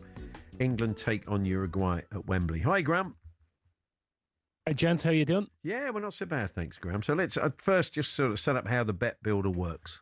Yeah, we're putting together a scenario between us here in the game. England taking on Uruguay. England very short to win it. So we've put together a 5-leg bet builder that pays about 19 to 1. Good stuff. Okay, well, I'm going to kick us off. I've gone Marcus Rashford to score or assist any time. Yeah, he's actually the favourite in this market, would you believe? But he's having a good season at Barcelona, and there's so many of these England players that are going to want to impress tonight, where places on that plane at stake. So you'd imagine that he's going to be busting a gut here. Big chance in the shop window to do this. Good stuff. Andy? I've gone with an England win. Tim Vickery tells us that Uruguay are in poor form, and if they lose tonight, could be it for Bielsa. So I fancy England. A lot of pressure on them, and Nunes probably up front, and he's hardly been playing, so... Yeah, and England, well, they won all 8 games in the qualifiers. They did just winning after it. And it is funny that Bielsa is under pressure with them qualifying. But, yeah, apparently, if Uruguay have a bad result tonight, he could be out the door. Man in form, our producer has gone with Federico Valverde to have 1+ shots on target. Yeah, Valverde has had 6 shots on target in his last 8 games for Uruguay. I think because of the market, it's sort of underestimating Uruguay today as far as the traders, the guys who price up this stuff are concerned. England are going to win easy. So Valverde actually comes in as a good price to have a shot on target. He's 11 to 10 odds against. With a makeshift team, I make you right. I think it's going to be a walkover, certainly. But the people, one of the more popular bets with Paddy's punters who've had a bet builder with you, they've gone over 9 corners. Yeah, they've gone over 9 corners because of the Bielsa factor as well. I think he's going to have Uruguay fired up for this when England are all going to want to impress. So I think we're going to see a very attacking game, and over 9 corners is where the line is. So that means it's 11 to 10, just odds over for that to happen. And what have you gone with, Graham? Just to boost it up, I've gone with both teams to score. Yes, I'm hoping with England, if they're ringing in the changes, and with Uruguay desperate to get a result for their manager, that they can at least score 1 goal. So I'm pinning my hopes on Uruguay scoring once. And just remind us, what did you say the combined odds were on this one? The combined odds are 19 to 1 if it comes in. I've got a good feeling about this one. Yeah, you know what? Okay. So have I. I think these all feel quite doable. We say that every week. We do say that every week, but it's got to come off of the Attitude Foundation in the end. Just finally, Graham, we had Paddy on yesterday telling us all about the Child of Prague, and he had the Child of Prague statue. We had the T-shirts on. We couldn't have done any more to get you over the line, but it wasn't to be, was it? No. It wasn't to be. It was so frustrating because we had a great start, 2-0 up, and then we gave away the stupidest penalty you'll ever see in your life, and it completely changed momentum. And we were holding on with 4 minutes left, and they got a free, and it hit off Krejci, the fellow who plays for Wolves. It hit off the back of his shoulder blade and went into the net. And then we've lost on penalties, so it just wasn't the look of the Irish last night. I bet a few Paddy punters though had Troy Parrott to score any time. Yeah, we boosted it up for him to score as well at the 5-1, so that was a sore one for Paddy. He'll have to get that Child of Prague out again. Well, cheers, Graham. Have a good weekend. Thanks very much. Cheers, guys. Thank you. There we are. That's our bet builder today with Paddy Power. Minimum odds 1 to 5 per leg. 18 plus. BeGambleAware.org. Paddy Power on talkSPORT. With Paddy's Super Sub, your new bet rolls over to the new player coming on. T's and C's and exclusions apply. 18 plus. BeGambleAware.org. If you've taken to social media in the last couple of hours, you'll know a lot of well-sourced senior journalists are saying that Tottenham are considering Sean Dyche as they're going to break the glass with a little hammer. It's his job, by the way. Well, get the thoughts of Stan Collymore later on. He's big mates with Ian Woan and Steve Stone, his coaches. Look, you go in there and give them a boost, or get them a bit of confidence, get them running about a bit. But, it's a difficult one. The players are good enough to get themselves out of it. They've just, they've just got to show what they showed in the first half and not collapse every time a lot of them are talking. We've seen a lot of them, Van der Ven, Romero, talking the talk, talking about giving 200%. We do care. How dare you suggest we don't? Yet when they go out on the pitch, we don't see that sort of same level of sort of fight and confidence and indignation. It's the conceding. Chelsea do this. It's when you concede, then you just sort of go down. Yeah. The Cole Palmer thing's quite interesting. I mean, he looks so happy, doesn't he, England? Well, he does. But Thomas Tuchel has said, he's effectively fighting it out. He said he feels number 10's his position. Yeah, and he's fighting it out with other players, and he's not really been involved under him because of injury. Yeah. This is a big chance for him. Big chance for him. But he's not going into it in great nick, is he? Domestic. It's hard to tell. I think he's going into it in better nick than he's showing, because Chelsea is so awful. It's difficult for anybody to shine in that particular team at the moment. Sean Dyche and Johnny Owen will be live on TalkSport tomorrow from 11 a.m. Oh, that's going to be I'm sure interesting. Johnny will be putting the question to him. Be very interesting. Sean will be dancing around it. Well, he But will be. As a concept, we will run it past, as we said, Stan Collymore was going to talk a bit of England. The other thing was, I mean, I don't know if you've seen the press conference, maybe the guys next door will know, but this thing about booing Ben White, was this a journalist saying to Thomas Tuchel, are you slightly worried he may get booed, or did Thomas Tuchel volunteer this? No idea. I'd be surprised if he volunteered it as an idea, because then you're coming up with something that isn't there. So it must have come from a question. Yeah, I don't think it's going to happen. It's always counterproductive. What's the point? To boo any England player when you're an England fan, isn't it? Especially as he said, he obviously had a problem with the previous regime. Thomas Tuchel asked him if he wanted to play. He said he wanted to. He'd be delighted. So, why don't you take it at that? Yeah. I mean, he also did say that, he needs to iron a few things out with some of his teammates. I would imagine his teammates already know what went on. And whether he wants to share that with all of us is up to him. But I guess they all know why he didn't want to play under the previous. And who knows? We don't know what happened. But maybe there's a bit of sympathy for that. But who knows? But really, honestly, don't boo your own players. I mean, I'm a fine one to talk as a Tottenham fan, but I tend not to boo my own players. No. I mean, but it goes on. Yeah. And yeah, exactly. So I promised you another letter from Brian Linford. Oh, okay, he's back. Oh, he's back. Shouty Brian, that's right. Shouty, no punctuation Brian. Actually, there's no shouting in this one. Oh, okay. Lovely typo, though. Yeah. Wassy, that's Jonathan Ross, to you and me, says he's tired of talk 40 years, feeling his age at 65. No spring chicky. CHICKE. Nice. No N. No spring chicky. He says it's understandably as far removed from a genuine conversation as you can get, far from many exhausting sofa guests. Try just one. King Charles III to renew flagging spirits. Being an awesome, genuine conversation, surely. Jonathan, bring it on. Can you see King Charles doing the Jonathan Ross show? Yeah, it's tough booking. I'd say not. Well, if should definitely. Oh, now Brian suggested it. I'm sure it's the guest booker should definitely get a bonus if they do. The guys from Minute 9 are back. Eamon Devlin often pops in, armed with some fascinating stats. He's alongside Ashley Gumbrell today. And they've been doing stuff on managers in the dugout and some really interesting stuff. We brought with the top line earlier on. One manager covered 4.6 kilometres in their technical area during a single game, which sounds absolutely nuts. So we'll be looking at that, drilling down into their numbers and their observations in a few moments' time. We're here with Tool Station. Explore the full collection of garden power tools, top brands such as Karcher and Makita. Next stop, Tool Station.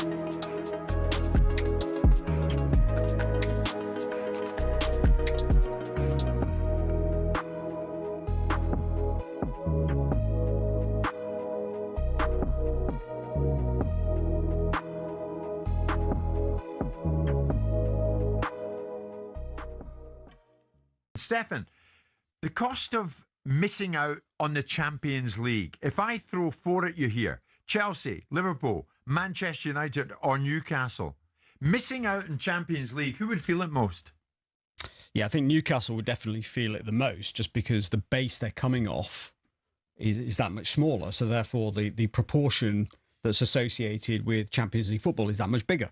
And they probably did something like £55 million of UEFA money.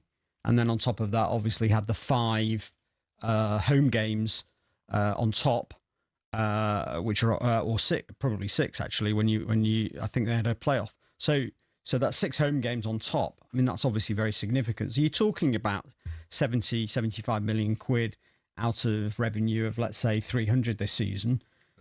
You know, it's quite a big drop next season if it's not there. Now, obviously, they may get Europa or the conference. The conference doesn't really move the dial at all. And Europa, you have to win it really to make a meaningful difference.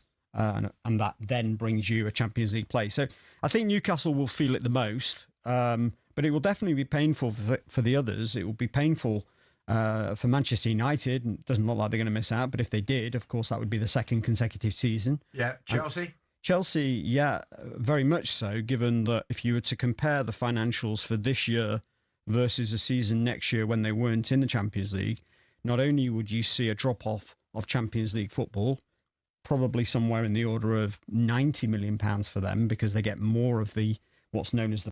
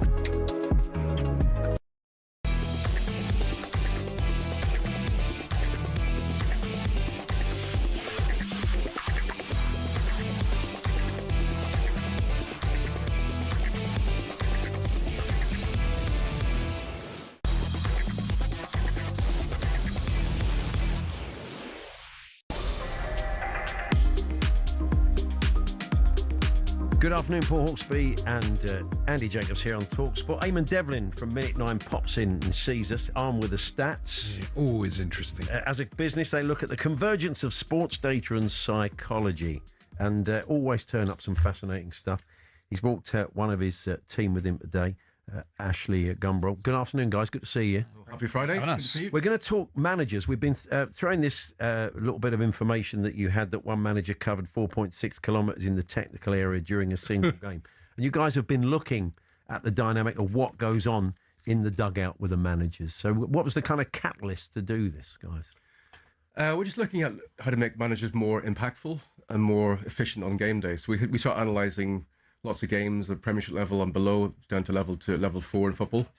And yeah, just looking to see what we could spot from observing. Yeah. So we're noticing in the last couple of years, managers particularly are just doing more. They're walking more, they're talking more, there's more messages coming from the sideline. And what we're trying to analyse is what level is effective. Yeah. And it seems that it's becoming overly heavily on communication. Yeah. I sit behind the dugout at Brentford and I remember watching Jurgen Klopp. I mean, I'm not exaggerating. He basically was on at the fourth official for about 90 minutes. He was in his ear the whole time. Yeah. And you wonder, that's probably more effective than shouting at the players because basically the ref can hear what he's saying and maybe it does. Having said that, though, your research, guys, says that the emotional energy that people put in effectively offloading on someone who's got no real influence on what's going to happen on the pitch is probably counterproductive. Wouldn't they be better putting that effort and emotion into the match and thinking about the match? I'll let you answer, but just come back to your referee point. Yeah. So the question we also put back to managers, if they're engaging with the fourth official for a long time, is tell us what your players were doing when you were talking to the fourth official. Yeah. And they can't tell you, right? No, of course not. Because their eyes of attention are just going, very on the off chance you might get a decision. Get the next decision. Yeah. Exactly. Does that have any influence on it? I think there's a cultural perspective that if we speak to managers and players, they're certain that at some point it will, but they would never be able to prove it. No. And the referees will never admit it because they're not going to admit to that. But there's a sense from the managers we've spoken to that someone in the team will get in the fourth official's ear, and at some point, it might be this season, it might be next season, something will come back their way, but they can't prove it. So there's no proof. Yeah. We should point out that Minute 9 have worked with Real Madrid, Carlo and David Ancelotti, and lots of Premier League teams, and in the NBA and in rugby around the world. So you do advise these people at the top of the game off the back of your research, really. First thing we do, Paul, is we just reflect back what the coaches are doing. Yeah. And we always say to coaches at any level, grassroots, top level, just video the technical area or your sideline, and then the next day just watch it back as a coach and just see yourself what you see. We would argue if a coach is over communicating with players, the next time you look back at the game, just slow it down and just watch how often the players look over to the coach on the sideline. Now, if the player looks over to the sideline, his attention is gone.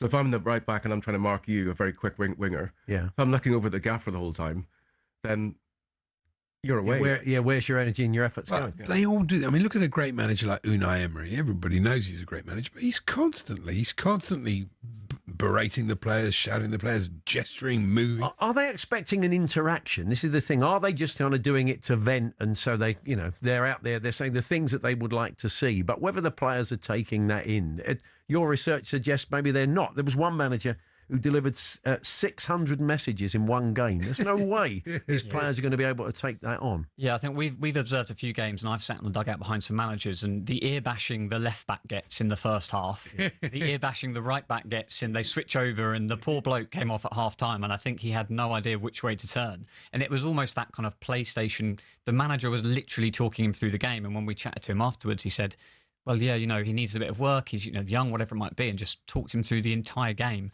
The poor bloke, I don't know what he thought at half time, but when you present the managers and the coaches with this, are they a bit shamefaced now and again? Do they have to say, do you know what? I'd never really thought of it like that. And the reality is, it's the more open-minded managers who give us a call. Yeah, the ones who are ready to kind of look at themselves. Okay, and be that's so. Okay, so they're kind of coming, thinking maybe I'm not getting this right, and maybe you can tell me if I am or not. Yeah, and we actually insist now that managers look back at their own behaviours before they speak to us. That's a good idea. Because, unless you're willing to look back at your own recording, which people don't usually like, right? Because people don't like to sound their own voice. So we think that's kind of important. The other analogy we'd use, Paul and Andy, is you've obviously got your earpieces, right? Listening to your producer. Is it Sean today? Yeah. If Sean, I don't mean messages Sean gives you every minute. Just these absolute gold nuggets that he gives me now and again to ask questions. Well, I can see him smiling through the glass. I never say anything without him saying it first. Well, but he's making an intervention when it matters. But they're brief and they're succinct. Yeah. But how the managers come across in press conferences and during the match, I think it really affects the players. It must do. I mean, everybody has been having a go at Liam Rosenior, but when you do things like you're 8-2 down and you start giving notes to a substitute coming on in the 82nd minute, that is going to lay you open to ridicule, isn't it? And that's not a good thing. Yeah, it was. It's not hugely helpful, and obviously, Paul, your team Spurs were in the news as well. Tudor aimed that. That I would say conversation, but Van der Ven was obviously just not listening, and it did the rounds on Instagram. So, both your teams have been in the media for that. It's the effectiveness that we started to look at. That exactly right. They want to get messages across, and how can we help them to do that? They want to help their players to learn something, a golden nugget, like you said. But often it just gets lost in the malaise of noise, effectively. Also, the amount you've looked at, just the amount of people. You say there can be often 20 people in the technical area, and I suppose you get a lot of mixed messaging, don't you? Everybody's got their area of expertise, and it should all maybe come through the coach. But human nature suggests now and again the coaches will get involved, the other coaches, and then again you wonder, it's just a barrage of noise, isn't it? Well, you mentioned that one game, 600 messages. That's just from the head coach. Yeah, that excludes the set piece coach, the goalkeeper coach, physio, so it gets to 1,000 very quickly. Yeah, and then you're working out, well, what's important here? Because not everything is important, right? If you that volume, so we're trying to get people to be more definitive in what they're trying to achieve. Going back to the Liam, I don't know Liam, so just basing on that information, but we'd love to know, particularly around the huddle, the one before you're laughing, but before and before the game and beginning of the second half. My understanding is it was the players. It was their view. It was the leadership group decided to do this. But you're the manager. You should say to them, "Don't be ridiculous. Yeah, you're going to make yourselves look really stupid." Is what you should have said to them. Yeah, and then whether or not is there somebody in that management team who, frankly, is experienced to realise this is going to end up become a talk, a point of on a talk show a month later, which kind of defeats the whole purpose, I assume, of it doing the first place. You mentioned experience. It's very interesting that because United appointed Carrick and they brought in Steve Holland as an experienced voice to listen to. Chelsea didn't do that. You can see which manager's doing better. I think when you're a young manager, I think you need that. When we review teams, we do what's called a game day review where, Ashley and some of our teams go in. We basically observe what happens on an entire match day. One of the things we look for out of the 153 things is, do you think, is there somebody here today who will be able to tell the gaffer he's wrong? And often that box is an X, no. Now, the gaffer doesn't have to listen to that person, but is there somebody we think is brave enough to go, you know what? Eamon, you're not. You're just wrong today. Yeah. Yeah.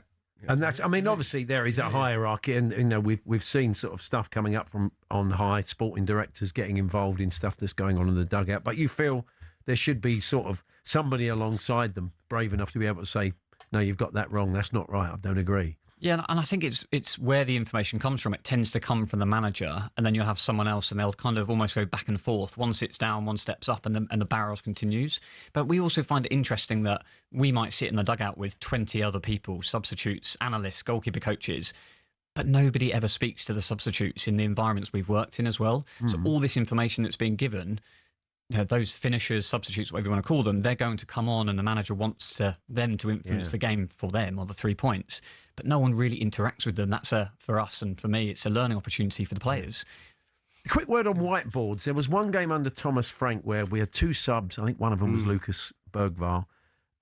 It took 6 minutes standing there with a whiteboard for one of Thomas Frank. Honestly, it took them 6 minutes to get onto the pitch. We were going nuts. That's ridiculous. And some of it was the fact the ball wasn't out of play, but a lot of it was just looking at whiteboards. They have become, and managers get ridiculed for those. Especially when it's going well, it's the magic whiteboard. When it's going badly, like Wilfred Nancy and Amorim and Thomas Frank, the managers you've mentioned in your notes, again, it's another stick to beat them with, isn't it?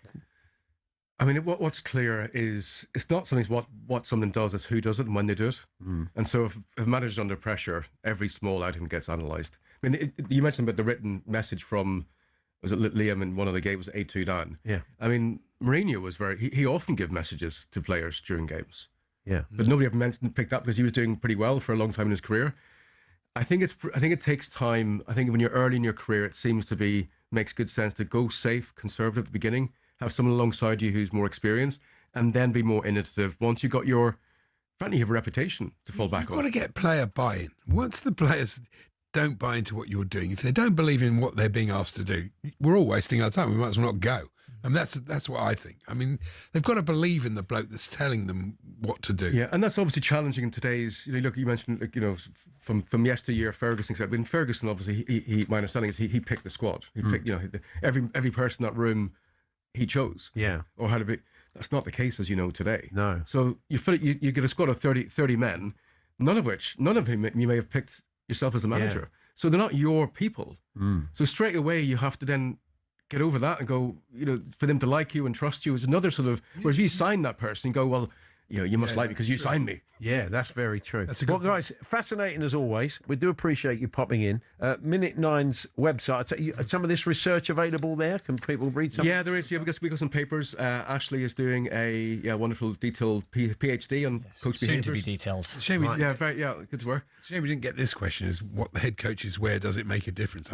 We'll come back to that. We'll come back to that one. We'll come back to that another. We'll leave the crowd hanging for that. We used to play suit or tracksuit. We used to play a game where when that player retires, will there be a suit or tracksuit manager? And you have to try and guess. But now it's like suit, tracksuit, sports casual. Pep in his roll neck jumpers. Future research. Yeah, that's right. Good to see you both. Thank you very much for quick coming. shout out to Leeds Beckett University, where I'm doing my PhD. If I don't say it today, I'm going to get literally removed my PhD. So thanks for giving me a chance. Minute 9, if you want to go and check thanks, it out. guys. And I'm sure we'll see you both again. Thanks very much. Thank you. Stan Collymore joins us next. We'll talk a bit of England, get his thoughts on his old mates Steve Stoney and Wone, possibly going to Spurs with Sean Dyche. Don't forget, Sean will be on the show on the station with Johnny Owen tomorrow from 11 a.m. So check that out. And we're going to talk Roy Hodgson in the next half hour. Sean Derry worked with him as a coach. Roy is back in the dugout. It's an amazing story. More on that later.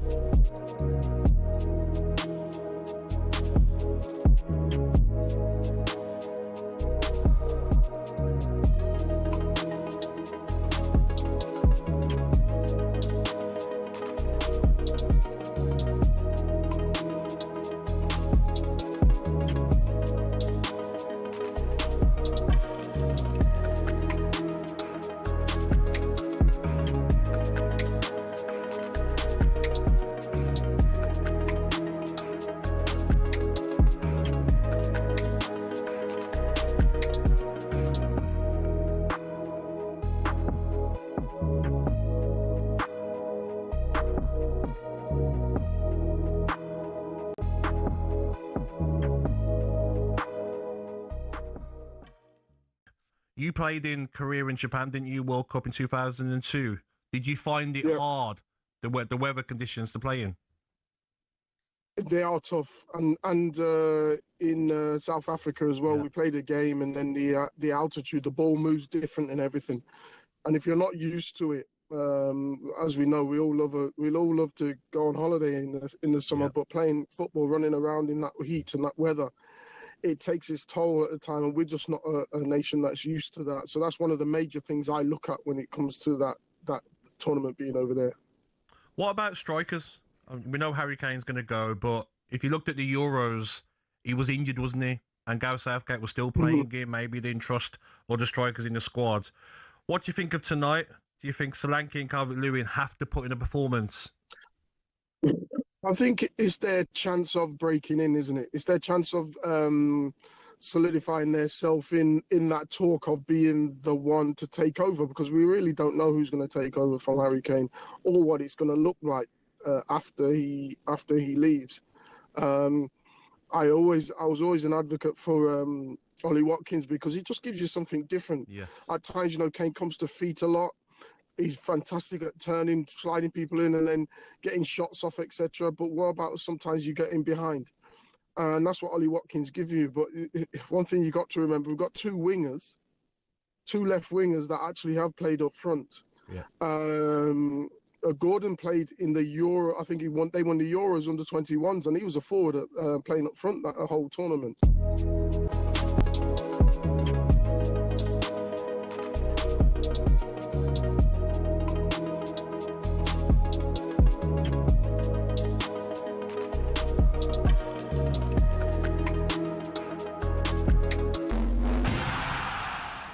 Roy Hodgson's making a managerial return to Bristol City almost half a century after his last spell there. The club sacked Gerhard Struber and his assistant Bernd Eibler after 6 winless games. talkSPORT correspondent and Bristol fan Lawrence Mora says there's pressure to turn things around at the club. A new CEO has come in, Charlie Boss, so they're looking for a sporting director. They're changing the shape again of the club at the hierarchy going forward. So I possibly see Roy Hodgson as that man just stepping into the breach to see Bristol City through to the end of the season. Gabby Agbonahor reckons it's probably for the best Wales didn't qualify for the World Cup. talkSPORT's chief football correspondent Alex Crook doesn't think they'll even qualify for the home Euros in 2 years' time. There they are, languishing in mid-table. Bristol City obviously started the season really well and were in and amongst the playoff picture, even coming into the turn of the year, so they have fallen away. But it's a strange appointment, isn't it? Obviously, he's got that historical tie to the football club. Let's see what he can do in the final 7 or 8 games. I think one to watch for the summer. And Thomas Tuchel's urging fans not to boo Ben White when he makes his England return tonight in their friendly against Uruguay. 11 players are sitting out to rest, including Harry Kane, before the full 35-man squad competes for their plane ticket against Japan next week. Emil Heskey's told us tonight should give us a good idea who can deliver up front to eventually replace the captain. It's their chance of solidifying themselves in that talk of being the one to take over, because we really don't know who's going to take over from Harry Kane or what it's going to look like after he leaves. There's more, as ever, on talkSPORT.com.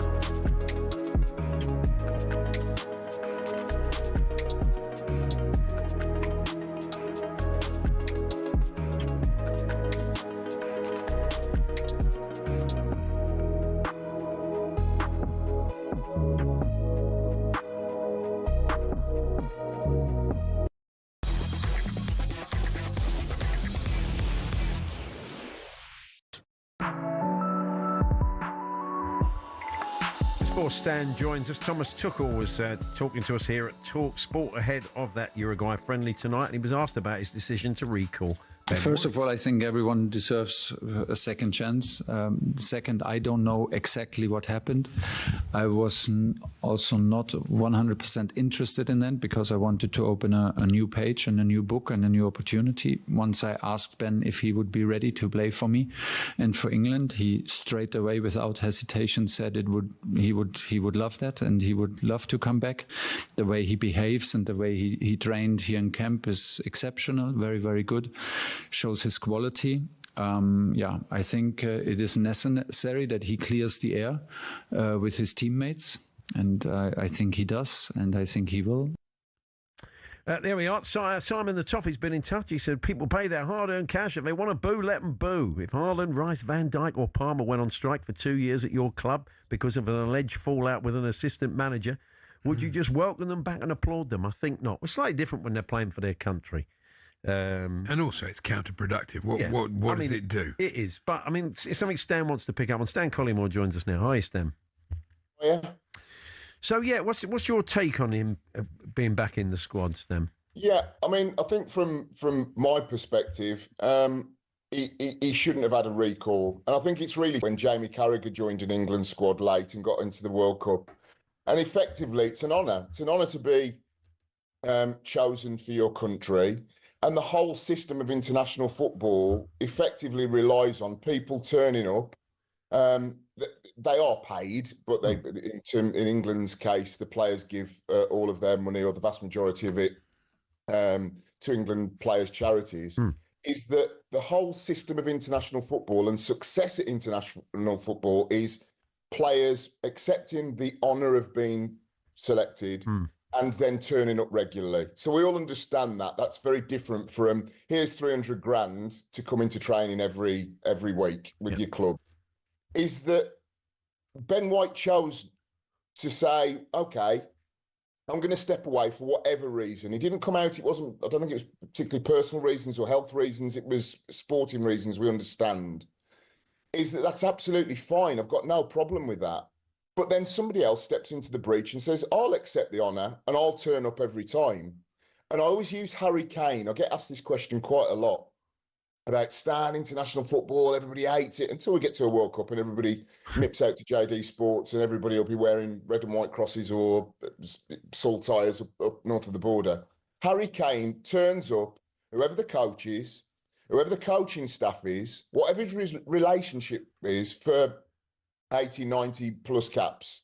And he turns up because he believes it's an honour to play for his country. And he knows that as a central striker that scores lots of goals, that his attendance is crucial for England's success. So if everybody thought like Harry Kane, England would get more success. And if everybody thought like Ben White, we'd have squads whereby half the squad doesn't turn up because they don't like the coach or the bus driver or the kit man or et cetera, et cetera. Now, I don't think personally Thomas Tuchel has enough credit in the bank yet to be making these kind of decisions. Why? In the dressing room, it's only fairly latterly that he's done well in terms of getting results that match the kind of performances that we want England to be able to display in the World Cup.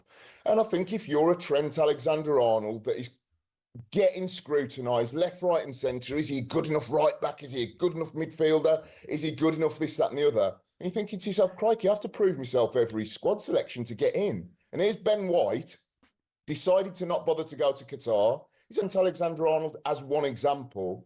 I would be a bit miffed at the moment because I'm like, I turn up when asked. All of my squads that I turn up to, people are speculating whether I'm a good enough right back or whether I'm a midfielder or whether my passing's good enough. Why isn't Ben White subject to the same scrutiny? So for me, it's an absolute no. So it's you an think... honour. Sorry, Stan. And you turn up. Do you think there could be a knock-on effect of this, that he's made this decision, Thomas Tuchel? You think it could cause maybe a little bit of unrest in the dressing room? Of course it will, because when he said in his presser, and I like him as a manager, he's no nonsense, he's going to stay on longer for a Nations League and hopefully the next Euros. He's a very good manager, but I think he's talking like a manager that's got more credit in the bank than he actually has. If England don't get results, in terms of the dressing room, as I've said, the players will accept Ben White back. They'll give him a little bit of a laugh and a joke with him and, you know, et cetera, where you've been for the last 2-3 years, what have you. But I think that players are also good mates and they'll accept him with good grace into the squad. I think the problem lies is in the fundamental principle of, if you decide to have 2 or 3 years out of playing international football, 4 years in Ben White's case, out of a personal choice, that other players within that camp, and it only takes 1 or 2, Paul and Andy, everybody can play happy clappy when they turn up for the photo shoot and everybody's got their designer gear on, coming out of the blacked out Mercedes people carrier, great to be here. But in the dressing room, there might be 1 or 2 players that think, oh, hold on, Trent Alexander-Arnold does take a lot of criticism and a lot of heat every squad. He wants to play, and he's been basically, we know that he's got to jump through extraordinarily high hoops to get back into an England squad. How does Ben White, how do you square that as a manager with Ben White that, look, what happened before is none of my business. I asked him if he wanted to play, so he's going to come and play. And Trent Alexander-Arnold, that when you hear Thomas Tuchel talk about him, he's like, well, no, haven't spoke about him. That could create 1 or 2 issues. I'm not suggesting for this World Cup, but we've got Nations League in autumn, and then we've got qualifiers for the European Championship. So I just think, was Ben White worth it for the flexibility and versatility that he potentially gives? And the answer from me is a categorical no. What we don't know, though, Stan, is if Tuchel didn't pick Trent for footballing or for other reasons. And he's made it quite clear, like, say, a guy like Ivan Toney, for some reason he didn't fancy him. That's it. If he doesn't fancy you, he looks at you in training, that's it. And you started to wonder if he would do the same with Bellingham, but I think he realised. I understand that, Andy, but if Thomas Tuchel is suggesting that a guy that's won the lot with Liverpool and Trent Alexander-Arnold, that made the move to arguably the world's biggest club in Real Madrid, is perhaps not the kind of great tourist that Jordan Henderson is, then he's got to come out and say it. And that's the issue, and that's the problem that Paul's alluded to there, is that once you start to get into he said, she said in camps of 24, 36 players that come from different clubs and different environments, he's going to be one of England's. That Jude Bellingham isn't happy with Ben White in England, Trent isn't. And that's where it starts. So I think that you have to look at the bigger picture. England traditionally before World Cup start, absolute fever pitch when it comes to tabloids and news media, because, you know, again, the dichotomy of England, people in the country of England don't care about the England national team until we get to a major tournament. Then everybody talks about it. It's going to be big news. At the moment, Tuchel's getting away with it because he's qualified. He's emboldened. He's talking like the Chelsea Thomas Tuchel. But I just don't think with England yet he's got the body of work to be throwing in hand grenades of, here's fresh new Ben White, not played for us for 4 years. What does that say to the other players that have turned up that may well just be passengers come the World Cup, and they've got to be kept happy for 5, 6, 7, 8 weeks? Stan, we're nearly out of time, but just very, can you give me a minute or less than a minute on whether your mates Steve Stoney and Wone and Sean Dyche could keep Spurs up? Yes, because I think they'll go in, they'll strip things bare. It'll be a massive use of somebody like Dom Solanke. They're like big forwards. Get it up to him, hold it up, lay it off. They'll talk about hard work and a basic organisation. I think that for a very short-term appointment, yes, it could well work. Okay, you've cheered me up. Excellent. We'll catch up with you next week, Stan. All the best. Enjoy the game tonight. All the best. Come on, England. Indeed, yeah. Stan, you'll see his Cannock flag at the England games, of course, and Cannock Villa. And Cannock England. So anyway, stand back next week. We're back to the bread and butter. We've got FA Cup, haven't we? Yes. For you next Friday. Sean Derry joins us next. Worked with Roy Hodgson as part of his coaching staff. And Roy's back in the dugout, back at Bristol City, 43 years on. It is quite the story. We'll get Sean's take on that. His old gaffer back in the dugout in a few moments' time. We're here at Tool Station. Get your home spring ready with great deals on top paint brands like Dulux, Crown and Leyland. Next stop, Tool Station.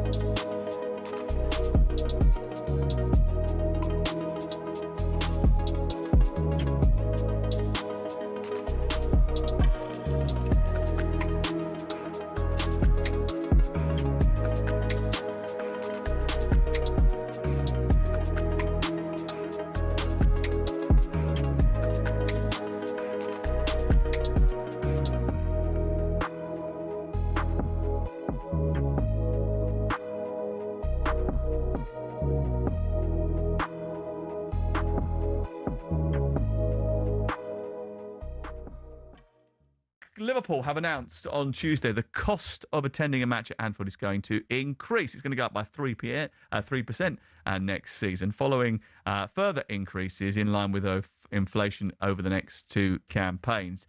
They've decided to do this despite consulting with the Liverpool FC Supporters Board, a decision which was firmly opposed by fan leaders.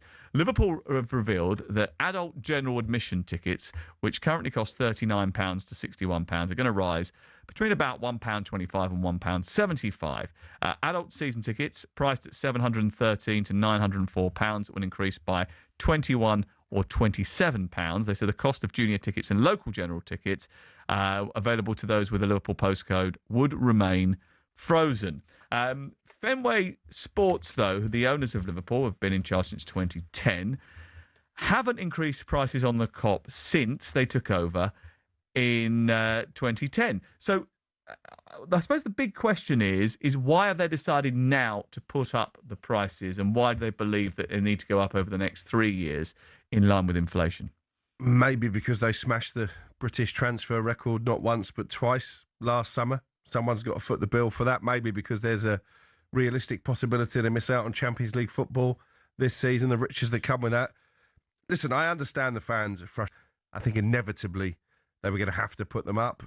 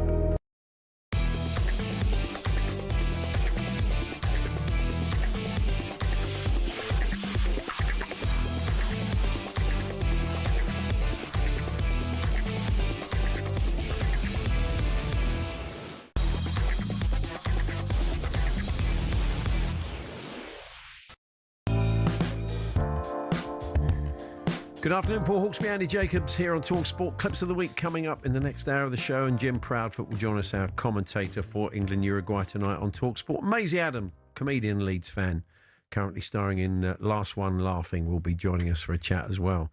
But the big football news of the day, and completely out of left field, is the return to the dugout of Roy Hodgson, the former England manager, at 78 years young. He stepped into the end of the season, and he hasn't particularly got a battle in his hands. Bristol City aren't going down, and they're not making the playoffs. So it should be a fairly comfortable couple of months. Appointment, really. He must have really fallen out with the incumbent manager. Has it blindsided one of his former coaches? Sean Derry joins us now. Hello, Sean. Hi, guys. Good afternoon. Well, were you expecting... this was probably news you weren't expecting, was it? Roy back in the dugout? No, it wasn't. Absolutely not. I was on a call this morning, and then I got the text through to say that the gaffer was back in work, and really pleasantly surprised for obvious reasons. Is Ray there with him? Is Ray Lewington gone back, or is he on his Todd this time? Do you know what? I've just done some digging there, and I'm not too sure. I'm sure there'll be an announcement soon, because I guess he won't be going in on his own. We were told that Roy and Ray were meeting in a cafe in southwest London still every week, and they'd be moving the pepper pots about and keeping in touch. I don't buy that. Keeping in touch with what's going on in the game, keeping vital, and just so he's ready. I'm guessing. Well, I guess the question would be, does it ever leave you? Only recently, one of my old managers, Neil Warnock's gone back in at management as well. So I think when you've got that bug, you've always got it. And I know just by the time I spent working with Roy and Ray as well, they've definitely got the bug. I mean, it's just absolutely inside them, and that's what drives these people along, I guess. You normally get these jobs when it's a firefighting exercise, or you've either got to try and get them in the playoffs because the expectation's high, or keep them up.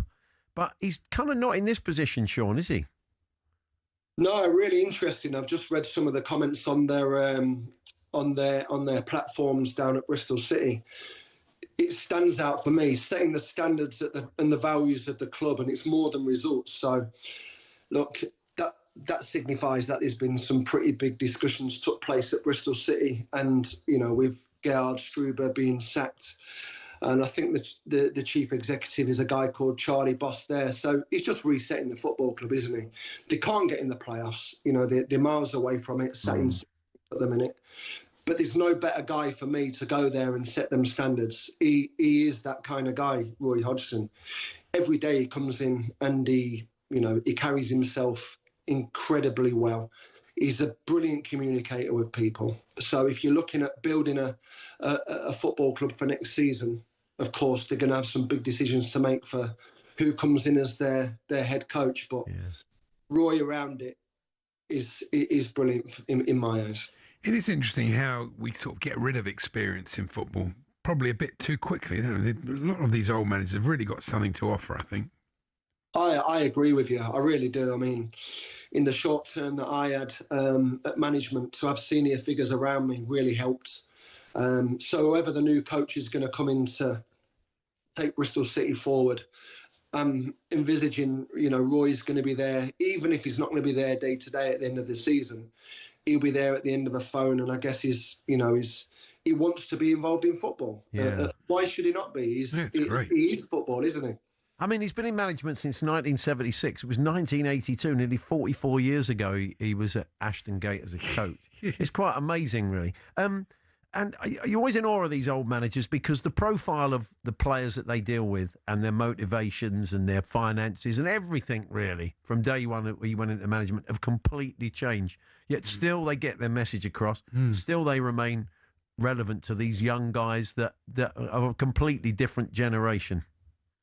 Absolutely. And in the time that I spent with Roy at Crystal Palace, what I would say is he uses his time so efficiently. He's not the kind of guy who's going to be on his desk at 6:30, leaving at 6:30 at night. He hasn't got them energy levels. But when he comes in and he makes a real impact to what the day looks like. So I saw him many a times where he'd come in 9:15, 9:30, and sometimes he'd leave at 2:00. But for that moment that he's in the football club, he's completely in control of what he wants to affect. And that's the way that you would work at 78 years old. You're not going to be there for 10 hours a day, are you? No, that's absolutely definitely not. Yeah, I wouldn't think so. It'll be. I wonder if this is the start of a comeback, because you did sense after Palace, he felt he looked a bit worn down by what was going on. He kind of, he felt that somebody else had to take over. But he's still got the appetite for it. Clearly, Sean, hasn't he? Oh, absolutely. And they're the kind of things that drive him. I met him once, once he left Crystal Palace, and, his drive and determination. And look, he's such a smart guy as well. I mean, these players they'll all know of him, of course. And Roy's been sat in the best changing rooms in world football throughout up and down his career. So he won't be going into Bristol City nervous of anything that he's going to encounter, because he's seen the lot. No, definitely. So, these guys are going to listen to him, albeit for seven games. And I think he'll be helping the senior management take care of what's next. So we've got England tonight. I take it you'll be watching. Your lads playing England age group, of course. So what are you hoping for tonight, Sean? Is it going to be, with those 11 players missing, it's going to be a bit mix and match. So it's an opportunity for some boys to step up, maybe get on the plane. Yeah, that's the key word, isn't it? The opportunity. Obviously the manager's picked a massive amount of players over the course of 2 games, and it's weird because I think every manager now at all the international levels will have maybe 95% of their squad already picked. But as we already know, there's always that curveball, isn't there? God forbid one of the major players gets injured, and you've got to look at these opportunities tonight and look at these players who potentially would be on the plane coming into the summer. I always look forward to these games close to the tournaments because I think there's just something else. There's that little extra spice leading into the main competition. And finally, it's only just struck me when he had to say the word Hodgson once. So Roy has been elevated to Madonna, Gaza, Sting. Like he just need the one name. He's just Roy now. He is just Roy. He's always just been Roy. The gaffer. Yeah, indeed, the gaffer. Cheers, Sean. Thanks ever so much. Enjoy the game tonight. Take care. Good luck, guys. Sean Derry there, former Palace midfielder and a coach with Roy Hodgson at the club. And yeah, good luck to Roy Hodgson. Back giving all the oldies a bit of belief, Andy, eh? Well, I'm very, very pleased. Well, it allows you to dust that off. Exactly right, Allows us to say, well, you do quite a lot. Now, good luck to him.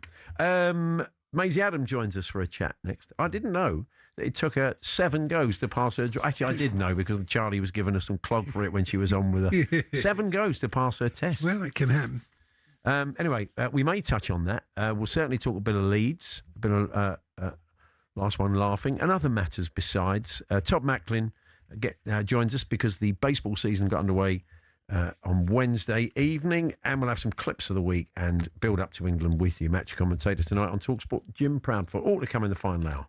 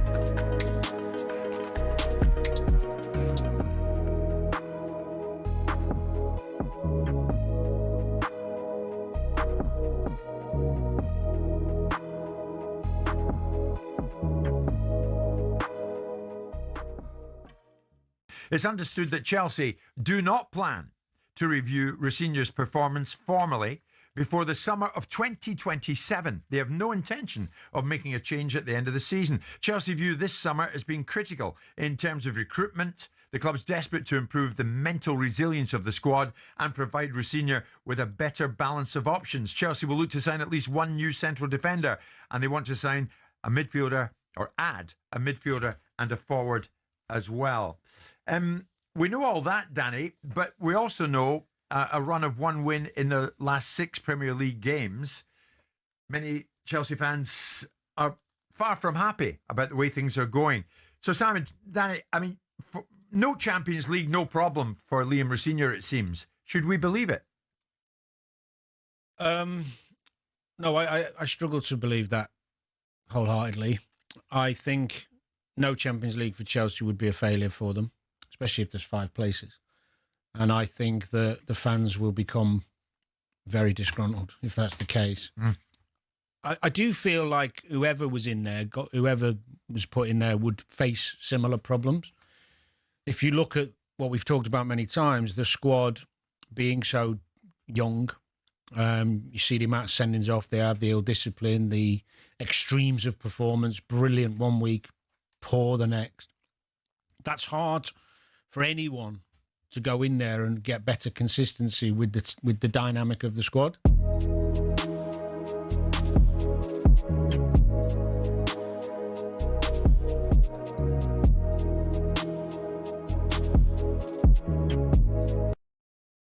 talkSPORT Sports Update, powered by the Nissan Van Range. Commercial vehicles that go the distance for your business. Search Nissan Vans or head to your local Nissan Van Centre. Good afternoon, I'm Max Scott here with your sports headlines. Bristol City CEO says Roy Hodgson will help set standards and values at the club following his shock appointment as manager. The 78-year-old's taken over until the end of the season following the sacking of Gerhard Struber. Sean Derry was Hodgson's assistant at Crystal Palace and isn't surprised one bit.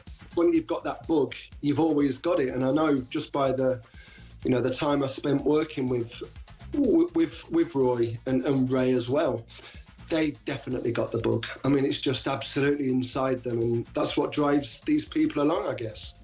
Now, with Thomas Tuchel urging England fans not to boo Ben White upon his return to international duty for England tonight, Alex Crook isn't so sure the request will be heeded.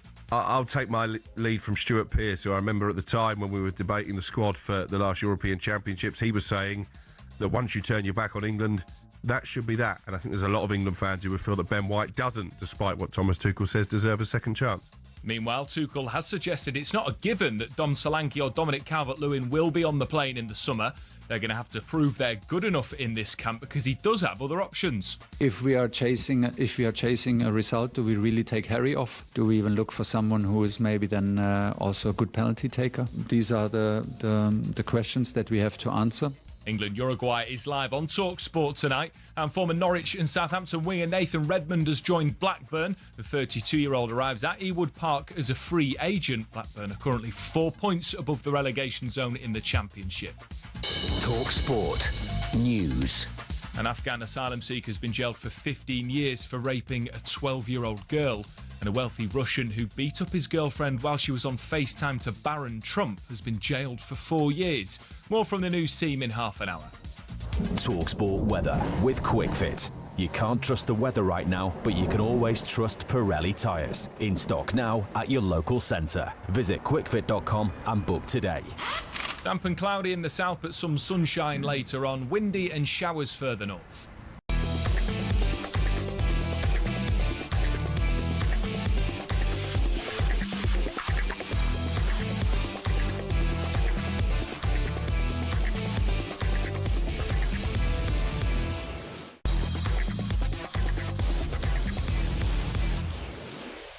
The talkSPORT 20k giveaway.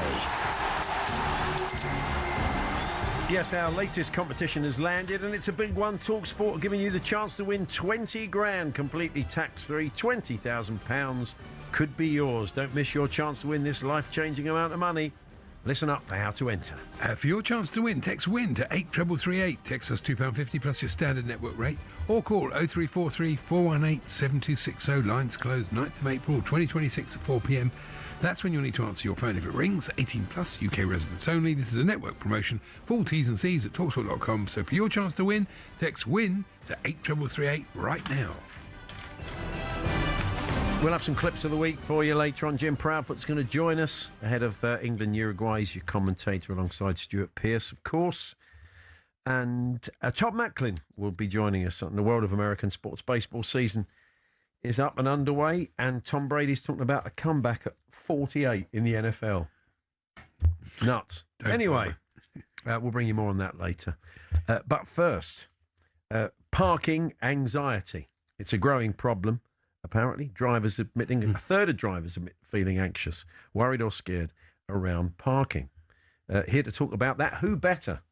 Somebody took a massive 7 tests. Oh, very harsh. To become a fully fledged driver. It is comedian, Leeds fan, currently on Last One Laughing. Maisy Adam joins us. Hi, Maisy.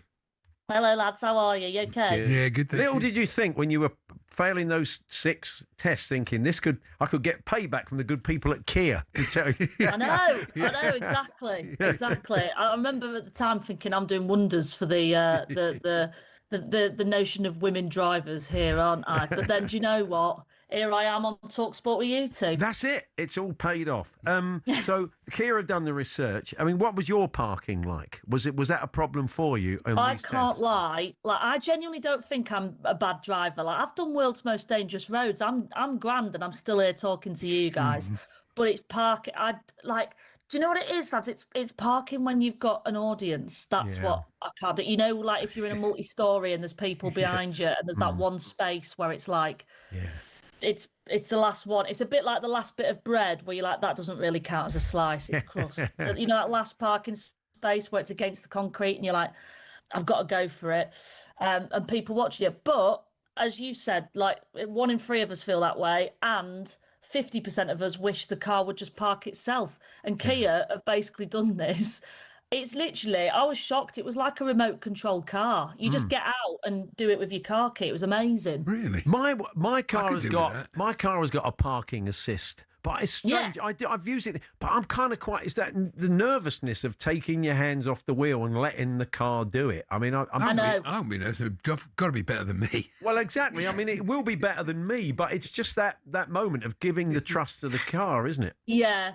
I'm not going to lie, the first time I did it, because you get out of the car and then you stand in front of it to reverse it in, I thought, am I going to end up like that lad from E17? Do you remember when he ran himself over? Brian, I thought, I'm going to end up like him here. But no, it was absolutely fine. I think it's one of those things, though, you're right, like with technology, when it first comes in, we're all absolutely like terrified of it, and we think, I don't know about this. Like, I don't know if you've seen driverless cars now. I was in the States in September, and like pretty much every Uber was a driverless car.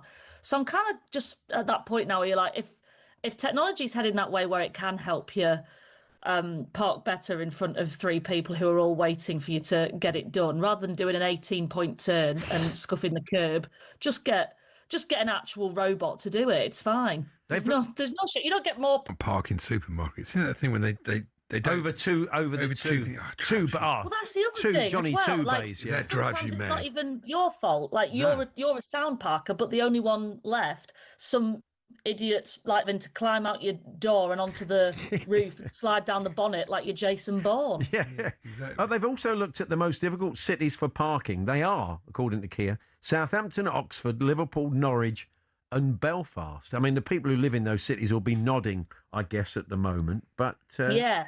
So we filmed it in a car park in Southampton the other day. I mean, what better way do you want to spend your day in a Southampton car park? It was a dream, guys. Just goes to show, keep working hard, and you could end up in a car park in Southampton. Your new show, Last One Parking. Yeah, Last One. That's it. That's a nice spin-off, isn't it? That's lovely. That's lovely. I'll put myself forward for the host of that spin-off show any day. Last One Laughing is unfolding at the moment. I did enjoy your little head-to-head with Romesh, where man, that was brutal. You did very well, because that was hell of an opener. That was if people haven't seen it, Romesh and Maisy had to sit down and face each other, and the challenge was to talk about their regrets. So they he came straight in. I know. He just said what the hair. He just said that, didn't he? And you nearly went. I know. But I think I got him back with. He was like, I think the swimming pool was giving me the eye, and I said, which eye? Yeah. And I could see him going a little bit there. I nearly had him. Yeah, it is. It's very funny. Bob Mortimer's Joker yesterday. I don't know how you all sat there. It was so funny and so mad. But he's just kryptonite, and genuinely, we didn't know he was coming back for season 2. So when he walked in on the first episode, that is our genuine reaction. Yeah. We'd all just done a bunch of interviews before going in, where they go, "Who would be your worst nightmare to be in there with?" And I think loads of us were like, "Bob," but that's okay because he was in season 1, so we'll be all right. And then he walks in. Yeah, and you are a bit of a giggler, so that's what makes it more difficult for you. Yeah, you know, I'm terrible for it, Yeah. and so. When I actually found the deadpan comedians a bit easier to be around, like Romesh and Diane, but anyone like Bob, Alan Carr, he was a nightmare to be sat next to. Diane's party piece in, I think, episode 2. God. Oh my God, it was so funny. It was childish, but you just had to laugh. Nothing beats it. Nothing beats its fart humour. Just goes to show. And you're touring later this year, aren't you? I am. You're touring in some places where it's quite difficult to park, Maisie, including Belfast and Liverpool. I'll be taking the train to Norwich.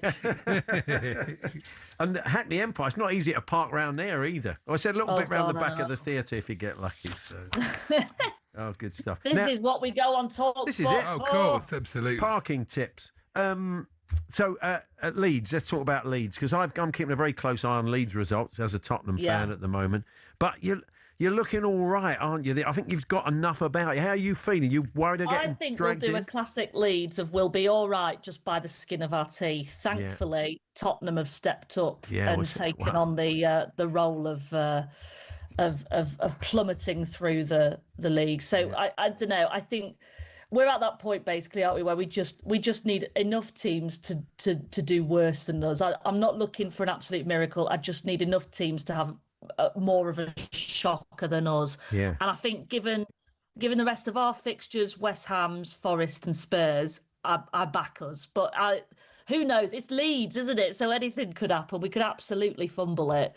I mean, like Calvert-Lewin being in the form that he's been in, and then he gets the penalty and misses. Scuffs it. Yeah. How do we have that?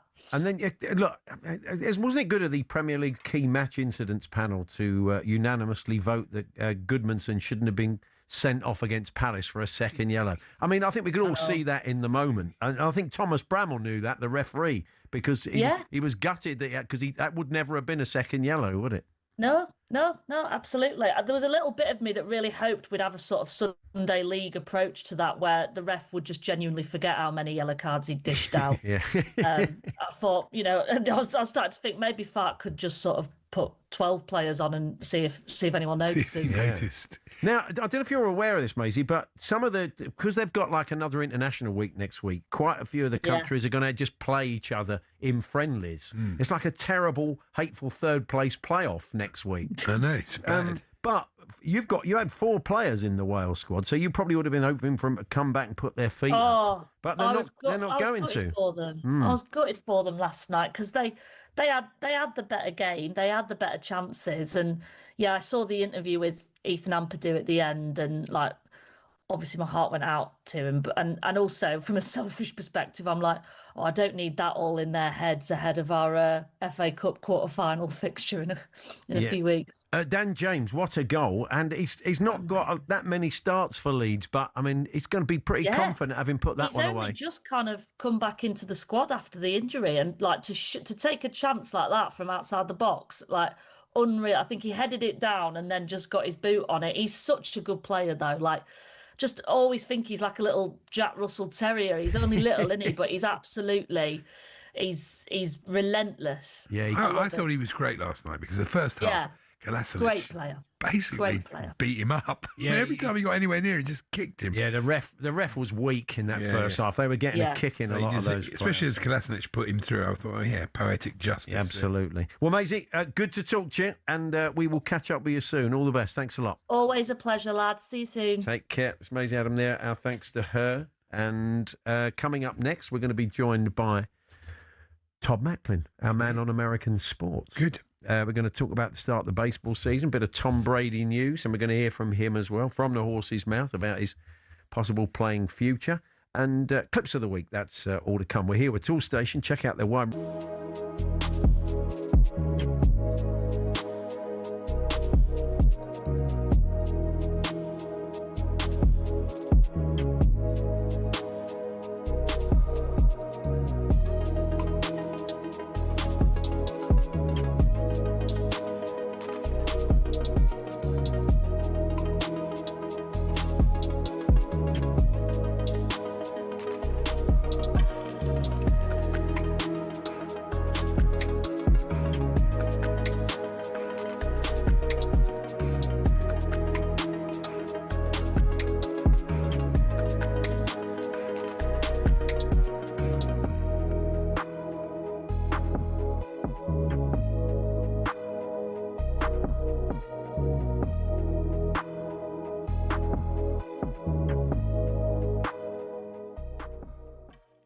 Mo Salah will leave Liverpool on a free this summer. Here's a crazy stat for you. Mo Salah either scored or assisted 37% of the goals Liverpool scored in the last 9 seasons.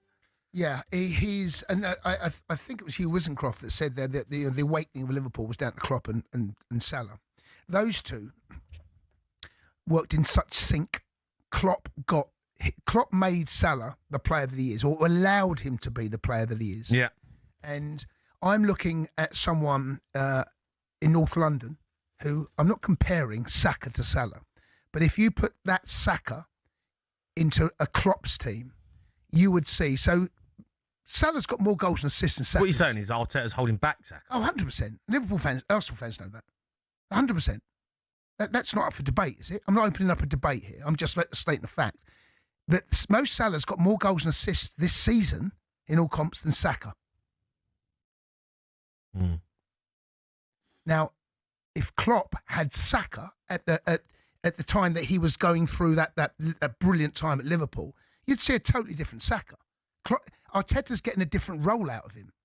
There's no way Mohamed Salah would not be the player he is if he played under Arteta. Don't even go there with me. Okay. Don't have that argument because I'll fall out with you. Okay, but I don't think Saka can do what Salah's done.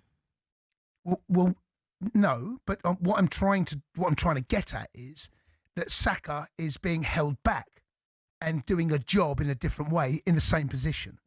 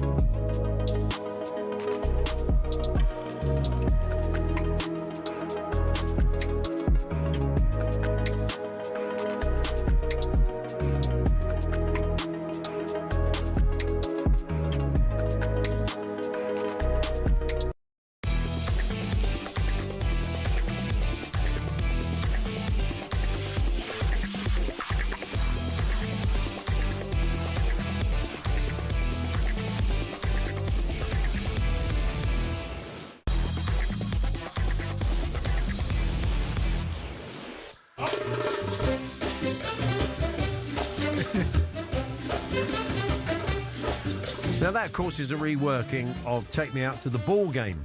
Now, the music we play before Todd joins us every Friday to look at the world of American sports. Very fitting because the baseball season got underway on Wednesday. We've got games today and we had games yesterday. Here to chat about that and more is Todd Macklin. Good afternoon, Todd. Hi, boys. So Wednesday night, Yankees beat San Francisco Giants. Was it a good opening game? If it was, if you were a Yankees fan. Yeah, listen, it had a lot of pomp and circumstance. Of course, the San Francisco Giants, they started in New York, right? The Giants and the Dodgers were both based in New York, along with the Yankees many years ago. And then the Giants and Dodgers relocated to the West Coast, San Francisco for the Giants and LA for the Dodgers. So, you know, for long-time baseball fans, it has meaning, right? The Giants and the Yankees playing. But yeah, the Yankees, they whooped them and whooped them early. Max Fried, their starting pitcher, was terrific. It's funny, the Yankees won 7-0. Aaron Judge did not have a hit. I think he struck out 4 times. So to not have anything from Aaron Judge and still win comfortably is a great sign for the Yankees. I think if you look at the American League East, where the Yankees reside, along with the Red Sox, the Baltimore Orioles, the Toronto Blue Jays, any one of those 4 teams could win the American League East, and I would not be surprised. It's going to be a great race, specifically in that American League East. It's been 15 years for the Yankees, I think, since they won the World Series. I caught the Mets season opener, Todd, and they scored 5 runs in the first innings. That's a good way to start the season. It was a great way to start the season, and to do it against Paul Skeens, arguably, one of the best pitchers in all of baseball.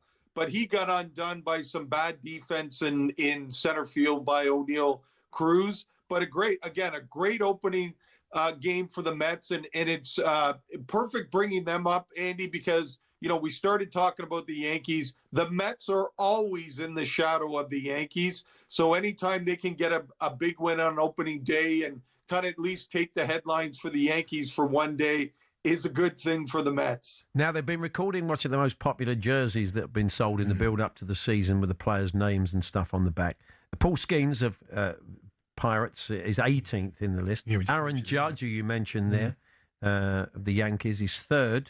Number 1 is the absolute star of MLB at the moment, Shohei Ohtani. He's followed by Yoshinobu Yamamoto, who is the star pitcher for the Dodgers. Dodgers are the team to beat once again.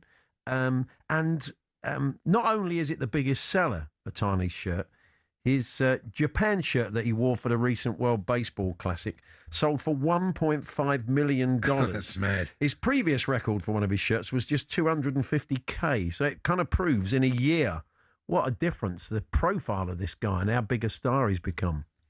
Yeah, and being in LA, right, just heightens that profile. But it's interesting with the jersey sales.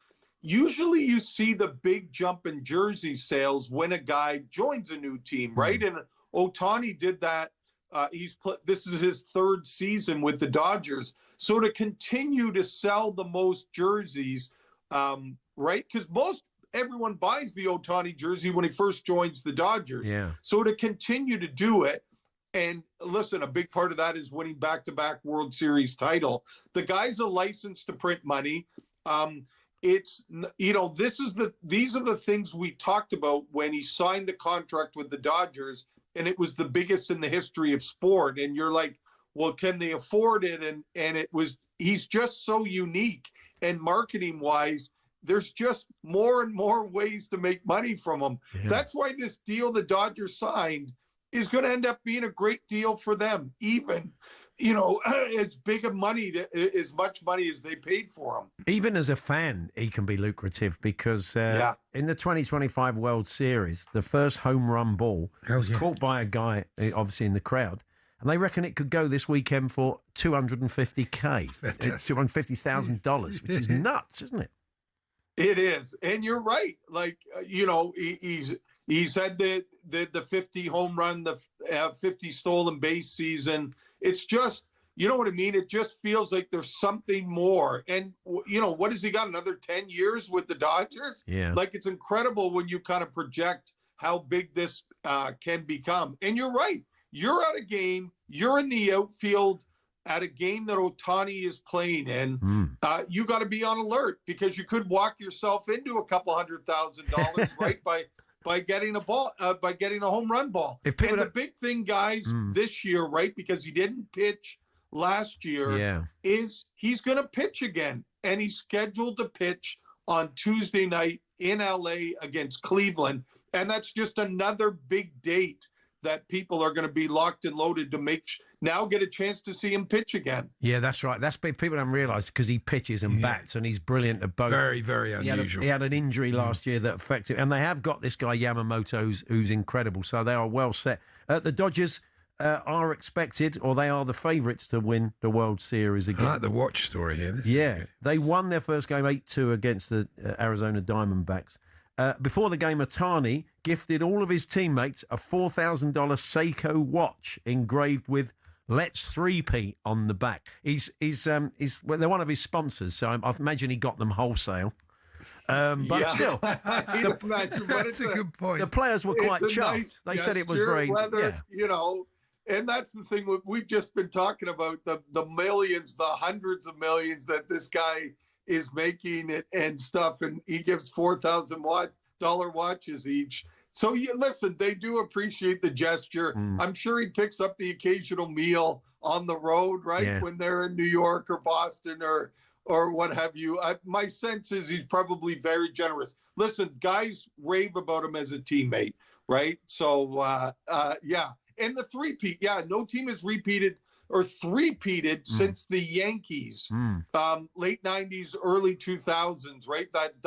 Remember that dominant Yankee team with Derek Jeter. So again, that's a big deal to be able to win three in a row in 3 World Series in a row. Now, something we've talked about before is football in the 2028 Olympics. It's going to be flag football, and Patrick Mahomes and one or two other NFL players said, it would be cool to go and win a gold medal.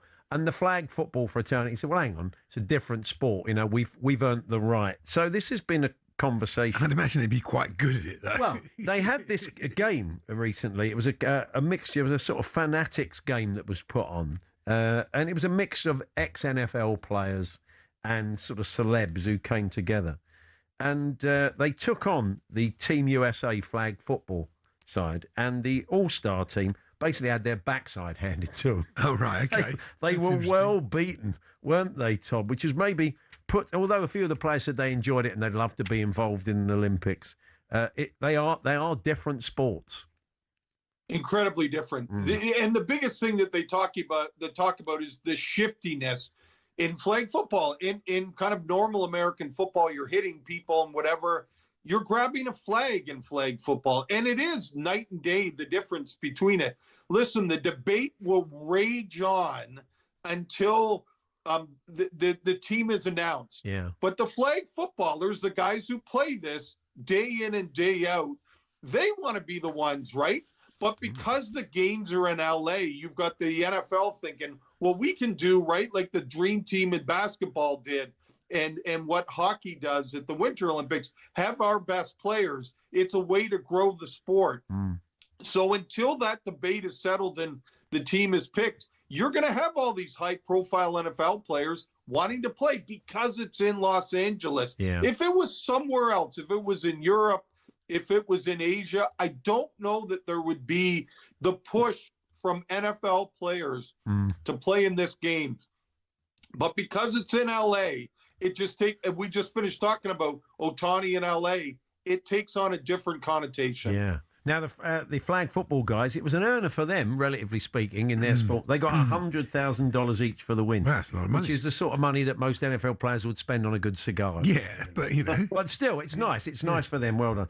Now, Tom Brady played, and I saw a couple of the plays he was involved in, and he's obviously still got a good arm, and he set up some fantastic touchdowns in the game, and he had some good moments, which immediately led to people saying, oh, he could still do a job. So he popped up on CNBC last week, and the interviewer asked him whether he'd ever considered, or had he spoken to the NFL about the possibility of a minority owner of a team playing in the league. And this is what he said. Funny enough, you ask. I actually have inquired, and they don't like that idea very much. So I'm going to leave it at that. We explored a lot of different things, and I'm very happily retired. Let me just say that too. So I loved being out there playing in the flag game. I love not getting hit. I've got a lot of really fun things I'm involved in, and it's never going to be old, and get old throwing passes to incredible athletes on the football field. But if anything, that game reconfirmed to me that I'm very at this age. Absolutely. Todd, we will catch up with you next week. Thanks very much. See you, boys. That's Todd Macklin there, our man on American sports. It's Good Friday, and we've got a massive day of EFL for you on Good Friday and Easter Monday. So we won't be here, but we may just shift Todd along for some stories on Thursday. Yeah. And some clips. And talking of which, we'll bring you the clips in a few moments' time. We've got the clips of the week for you. And then we will be chatting to Jim Proudfoot, our commentator tonight, alongside Stuart Pearce at Wembley for the England-Uruguay game. We'll sort of talk about the likely lineup for England and what's at stake for England and for Uruguay and Bielsa this evening. Jim joining us a bit later on. But we'll get the news headlines next.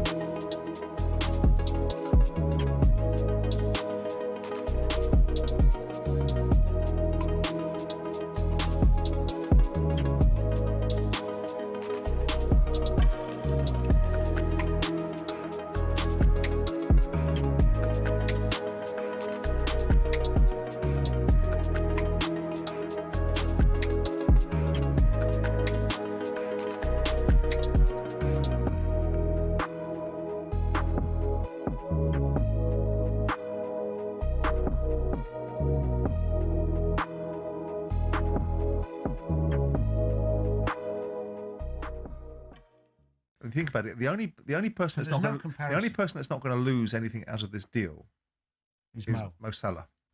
And when he signs a 2-year contract and got himself a new contract and got himself the highest paid and one of the highest paid players in the Premier League, it was because Liverpool managed to achieve, or probably on his behalf, a 2-year deal that they didn't particularly want. I think they wanted a 1-year deal. And when we heard Virgil van Dijk, the caller was talking about the commentary of Virgil van Dijk and Mo Salah, what we heard was a load of old rubbish from Virgil van Dijk and Mo Salah about how they'd heard nothing from the club, no one had spoken to them, no one had given them any indications, all that nonsense, because clearly agents would have been speaking to the club. What they hadn't heard at that time is, yes, you can have precisely what you want. That's what they hadn't heard at that particular time. So when we use that as part of the architecture of a conversation to justify people's behaviour... No, I think you're right there. I don't think they did come out and say, I'm staying. They didn't.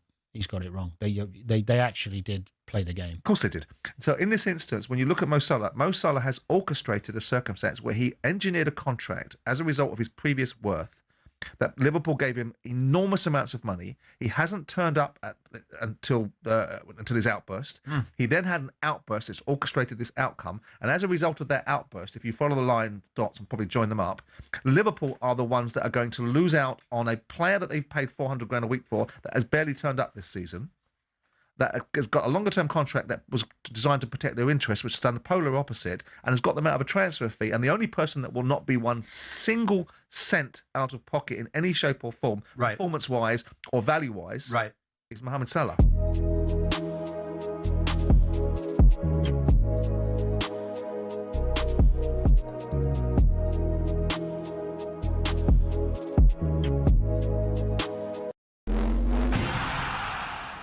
Roy Hodgson's making a managerial return to Bristol City almost half a century after his last spell there. The club sacked Gerhard Struber and his assistant Bernd Eibler after 6 winless games. talkSPORT correspondent and Bristol fan Lawrence Mora says there's pressure to turn things around at the club. A new CEO has come in, Charlie Boss, so they're looking for a sporting director. They're changing the shape again of the club at the hierarchy going forward. So I possibly see Roy Hodgson as that man just stepping into the breach to see Bristol City through to the end of the season. Gabby Agbonahor reckons it's probably for the best Wales didn't qualify for the World Cup. talkSPORT's chief football correspondent Alex Crook doesn't think they'll even qualify for the home Euros in 2 years' time. There they are, languishing in mid-table. Bristol City obviously started the season really well and were in and amongst the playoff picture, even coming into the turn of the year, so they have fallen away. But it's a strange appointment, isn't it? Obviously, he's got that historical tie to the football club. Let's see what he can do in the final 7 or 8 games. I think one to watch for the summer. And Thomas Tuchel's urging fans not to boo Ben White when he makes his England return tonight in their friendly against Uruguay. 11 players are sitting out to rest, including Harry Kane, before the full 35-man squad competes for their plane ticket against Japan next week. Emil Heskey's told us tonight should give us a good idea who can deliver up front to eventually replace the captain. It's their chance of solidifying themselves in that talk of being the one to take over, because we really don't know who's going to take over from Harry Kane or what it's going to look like after he leaves. There's more, as ever, on talkSPORT.com.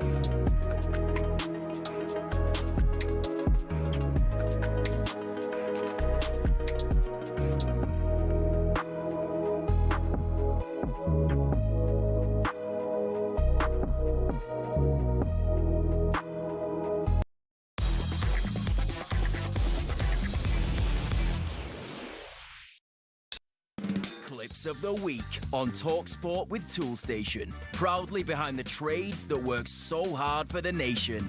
Next stop, Toolstation.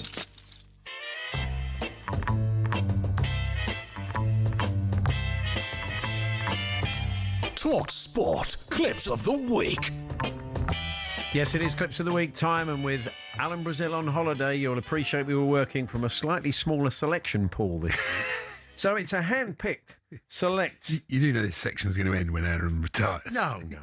We don't. It just he just helps. He just helps with the numbers. So anyway, why don't you kick us off, Andy? Yes, we kick off today with Shabana Hearn and Tony Cascarino on Weekend Breakfast, and a surprise admission from Cass.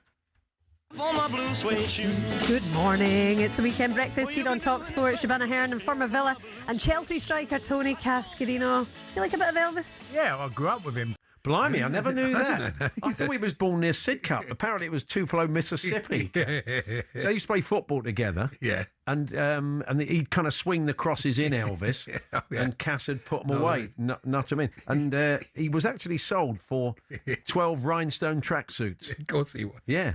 A lot of people know that. Anyway, Will Hobbs with the news headlines now. With one we're calling, we think you mean misled, Will. And Elon Musk could be forced to pay out billions in compensation after a US jury concluded he misled investors during his takeover of Twitter. He misled No one wants to be misled. Did he mither them or misled them or mislead them? He misled them. So what's next, Andy? This is misle. Anyway, this is Madge and Pods talking England strikers. Superb this season, which begs the question, is he up for an England call? Well, I still think that Calvin Lewis, who hasn't scored for about 5 or 6 games... Is Calvin Lewis in the squad? Yeah, what about Calvin Harris? He's Scottish. Yeah, that's true. So he may be a late call for the World Cup squad. Here's TalkSport listener Bob on breakfast answering Gabby Agbonlahore's royal-themed quiz question. Can you name our last 5 monarchs? Our last 5 monarchs? Well, that'd be Queen Elizabeth II, Queen Elizabeth I. Yeah, not sure, Bob. Not sure. There is a bit of a gap between Queen Elizabeth II and Queen Elizabeth. 350 years. This all came about because Bob, claiming to be an England fan with a very heavy Scottish accent, but surely the Queen. They did a citizenship test. But aren't they the same as Scotland? Yeah. Well, he's completely lost 350 years. At that stage, was it? They had the Jameses in. Yeah, they had. I think they had their own kings. Anyway, let's not go down that route. It's not history today, is it? Really. What's next? It's boxing expert. Boxing expert? Not boxing expert, but boxing expert. Spencer Oliver. I like a boxing expert. I don't know what that is. Is that a German expert? Yeah, it is. On the young contender topping the bill this weekend. Moses Atalma is a very quick, very powerful, spiteful young southpaw. Big comparisons with a young Mike Tyson. You know, he's going through fighters like a knife through hot butter. Isn't that sort of clarified butter? Just wave it in. He's going through opponents like a knife through ghee. Yeah. That's good. Anyway, this is a goodish recovery from Ali McCoist. Up next, who would be on Manchester City's... Oh, did I say something else there, Andy? That was very close, wasn't it? Yeah, we all know. Good recovery, Ali. Yeah. And here's a caller to Sam Matterface. That's Sam Matterface earlier today. Frank in Newcastle, what do you want to say about Ireland? Hello? Hello, how are you? Is this Jim? It's not Jim. I think you can probably tell that by the accent. It's close, though. Were you watching the match last night, Jim? Yeah. What did you think about the game then, Don? Sure, I can hardly even remember. We had so many feet of pints. I don't even remember what happened. I'll be honest with you, Jim. I'm a bit starstruck. I've been calling in for the last 6 or 7 years, and you never answer my phone calls. Yeah, probably a good reason for that, really. There is, really. You don't know what he sounds like. And he said we had that many pints. I mean, I imagine he's carried on through the night. It does sound like it, doesn't it? Yeah. And finally, it's Emma Kerwin with the news. And 5 companies are under investigation as part of a crackdown on fake online reviews. Also Trader, Just Eat, FIFA, Dignity and Pasta It's going well. Are being investigated by the Competition and Markets Authority. Didn't have a go. The Pasta Evangelicals. That's what it's Pastor Evangelist she was looking for. Yeah, that was the word. Yeah, very much so. We're just going to hear that again now and listen out for the little whispered message of support from Shabana Ahern. And 5 companies are under investigation as part of a crackdown on fake online reviews. Also Trader, Just Eat, FIFA, Dignity and Pasta It's going well. Are being investigated by the Competition and Markets Authority. Yeah, so much for sisterhood, Shabana. Yeah. Oh, it's going well. Very good. Anyway, we should thank Rob Hillary. That's one person. Carl Watson, Ian White, Dave Clark, DJ Shack, Andrew West, Eddie Smith, and Harry Palmer. Well, we're still going. Oh, yeah. So thanks to everybody who suggested clips this week. If you hear a clip on talkSPORT, or what could be a clip on talkSPORT over the next 7 days, well, actually 6 days, because we'll probably do them on Thursday, as we said, because we've got a bumper day of EFL for you on Friday, on Good Friday next week. So get them in as early as you can. talksport.com/H&J. Text them to 81089 or tweet to TSH&J. That's TSHANDJ. As always, we need a day and a time when you heard the clips go out on talkSPORT, one of our sister stations, of course. And if it's played, you'll get a credit. If you want to hear the Clips of the Week again, Clips of the Week podcast available wherever you get your podcasts and on the talkSPORT app, as is the H&J Daily with some of the best bits of this afternoon's show. We had some cracking guests today. Kellyn Acosta came in, the USA footballer, who's hoping to still get in the squad. He had an interesting story. Yeah, he was good. Stan was very interesting on Ben White, Stan Collymore. Eamon Devlin and Ashley Gumbrell from Minute 9 talked about manager behaviour. They've been doing lots and lots of research on what goes on in the dugout and some really interesting stuff from them. We had a bit of a chat, and our old mate Maisy Adam joined us for a chat as well. Talked some Leeds and her parking abilities, amongst other things. So if you missed any of that, you've just joined us, you can download the H&J Daily podcast with some of the best bits of this afternoon's show, and that will be up in the next half hour, wherever you get your podcasts. So we end today looking ahead to tonight's game, live on talkSPORT. It's England versus Uruguay, live from Wembley. Adrian Durham, your host. As always, Jim Proudfoot and former England skipper Stuart Pearce, your commentary team. And we'll have a chat with Jim in a few moments' time. We're here with Toolstation. Get your Toolstation essentials this spring with big savings on screws and fixings. Next stop, Toolstation. Clips of the Week on talkSPORT with Toolstation. Proudly behind the trades that work so hard for the nation. Next stop, Toolstation. Just to let you know, folks, that our latest competition has landed and talkSPORT are giving you the chance to bag £20,000. That's completely tax-free. So head to talksport.com/win. That's talksport.com/win for details of how to enter.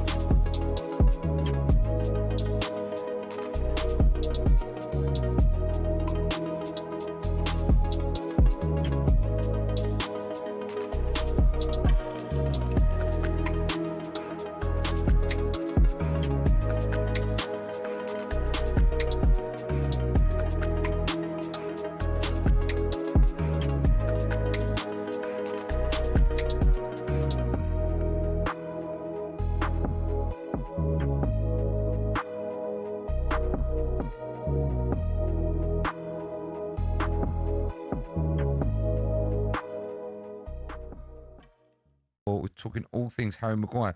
John is a Man United fan. Jonathan? How are you doing? You okay? I'm great. Very well, man. How are you today? Yeah, very good. Very good. Thank you. What's that noise? Have you just opened your wallet? No, you have to excuse me. It's the police going past in Hereford, which means there's probably a cat stuck in a tree somewhere. Okay. Well, just be careful. Yeah, I'm being safe, mate. Hands free and all that. Good, good. Go on, off you go. Yeah, talking about Harry Maguire. So, I'm a United fan. Has he let the club down on numerous occasions? Yes, he's a bit of a Marmite player. But with regards to England, I can't think of a time he's ever actually let England down. Yeah, good point. point. Every time he's put an England shirt on, he's always done a job. Yeah. And that's my biggest thing. Would you start him for England? I'd start him for England, yeah. You would? For his experience, for his age, yeah. I think he's a solid centre-back. Like I said, never let him down. Are you pleased that he's signing? Are you pleased he's signing another year at United? Yeah, definitely. Yeah. He brings a lot of, you've seen him over the last few months playing under Carrick. He's brought a lot more composure to that back line. And yeah, all round, I think I've been a critic of him. Like I said, being a United fan, we've had some ups and downs with him. No, you know, with the England thing about letting people down, I can understand that, right? But he hasn't been in England for a little while now. No. And Conter and Gahey look good at centre-half. Stones look good. So under Thomas Tuchel. So I just think that to put him in straight away and say he should be starting, so that I don't agree with.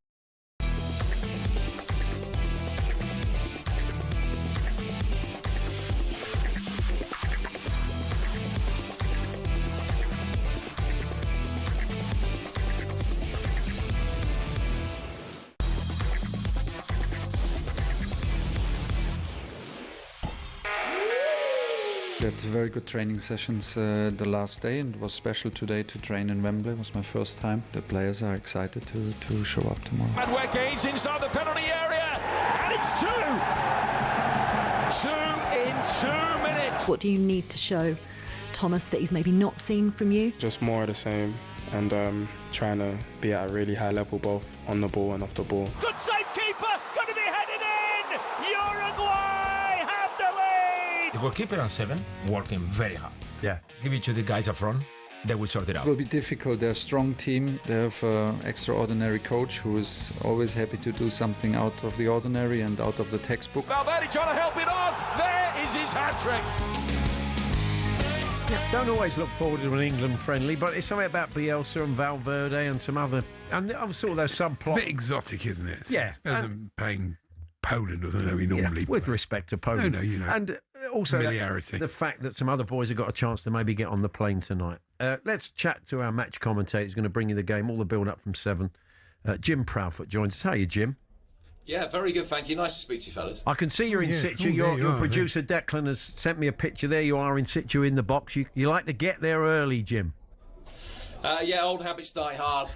Just you can never not rely on trains or punctures on the way here or this, that and the other. So it's just part of the preparation, getting here ridiculously early, I must admit. What a pro. There's something about sitting, though, in empty stadia that is wonderful. It's a huge privilege to do this job anyway, but just being able to sort of be here and taking your thoughts before anybody else is here is great. So you and Stuart, I'm sure, and Adrian have been sitting there working out your starting 11. Have you got any thoughts on who we're going to see sort of getting underway tonight? Well, there are a few decisions that I think that Thomas Tuchel has got. One of them being Phil Foden or Cole Palmer, and I think it might come down to that. I'm not sure that there is enough room in a 26-man squad for both of them to be on the plane. It's just simply in the light of some of Thomas's comments about the number 10s and the surplus of them that he's got. He's got Jude Bellingham, he's played Morgan Rogers in that position, he's got Berechi Eze when Ems fit, and I think that they're all probably at the moment ahead of either Foden or Palmer. So if it is a straight shootout between the pair of them, and they're both in this part of the squad for tonight's game, it's going to be very interesting to see who plays in that particular role today. So that's one thing. My gut feeling is that Palmer's probably ahead of Foden at the moment. And so maybe some of the thinking is that he will look at what Cole Palmer achieved in the Euros, where he's really good coming off the bench, and he'll cast him in that role. So I think we might see Palmer off the bench tonight and Foden starting. But I think if we do, that doesn't necessarily mean that Foden's ahead of Palmer. It might actually mean quite the reverse. So I think that Foden might start. Who's going to play up front in the absence of Harry Kane?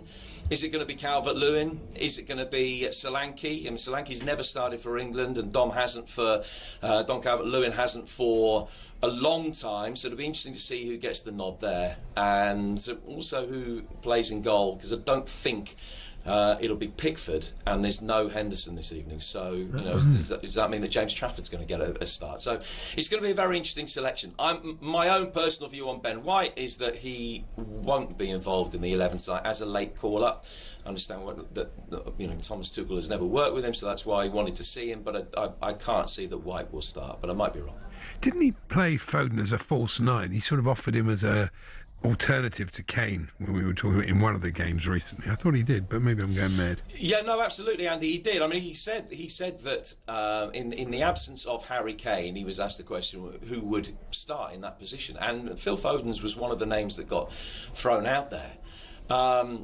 I don't know how viable that is, because it's a big stick to beat Thomas Tuchel with if he plays a player out of position and it doesn't work. So my gut feeling is that he probably won't go that way, but you never know. It certainly is something that's been talked about, as you say. That is our concern, isn't it? If anything, God forbid, Harry Kane did have glass ankles. He seems to have got over that now. But if he were to pick up a knock before the World Cup, it would take the air out of our tyres, you feel? Oh, absolutely. He scored 78 goals in 112 games for his country. He's scored more than 50 for club and country this season.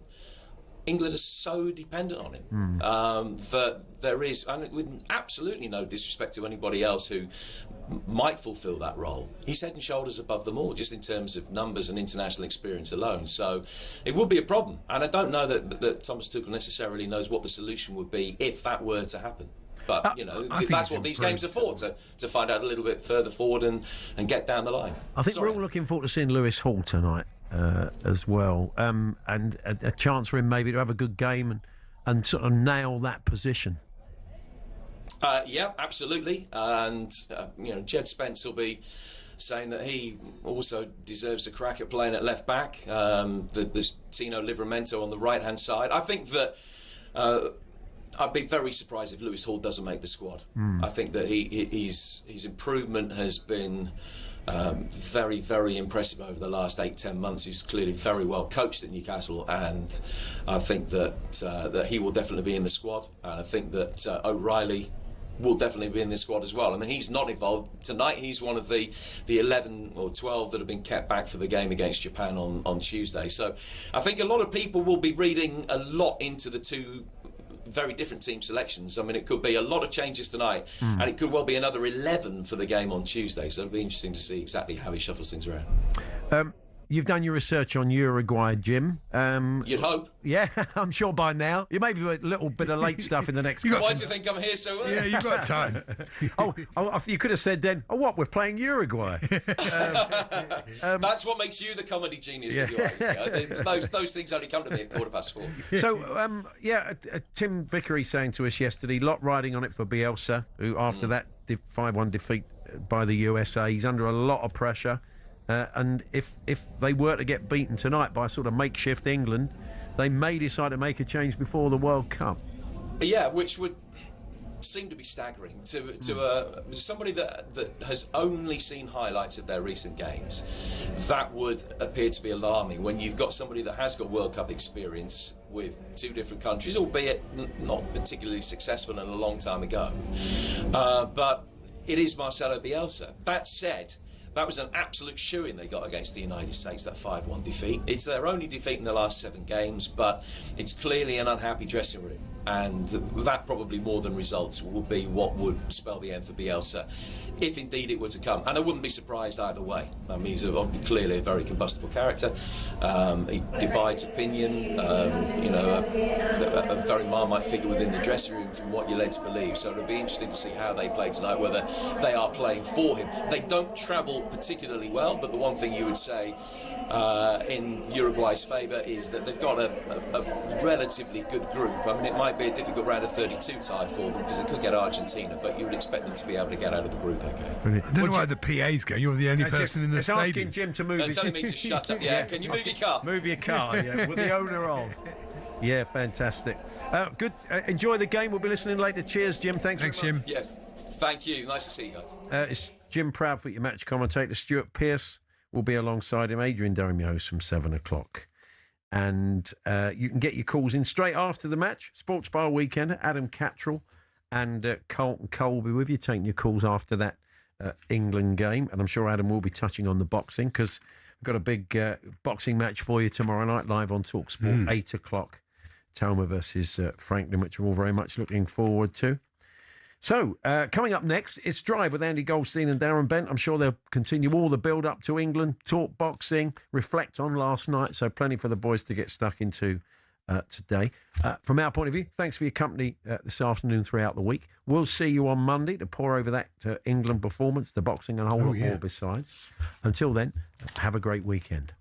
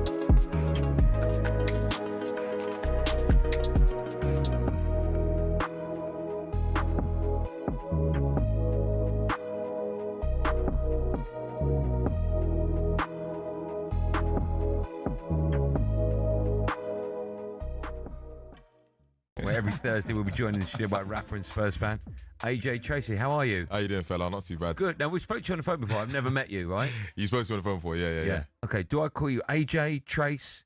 You call me whatever you want to call me. Yeah, but what do your pals call you? AJ. Age, yeah. Okay, Age. nice to meet you, Age. If we've had a beer, it's Age. Age, okay. Yeah, we should do that on Thursday. Yeah? Thursday's a great night to go out. I heard the fridge is stocked over here. I might be here for...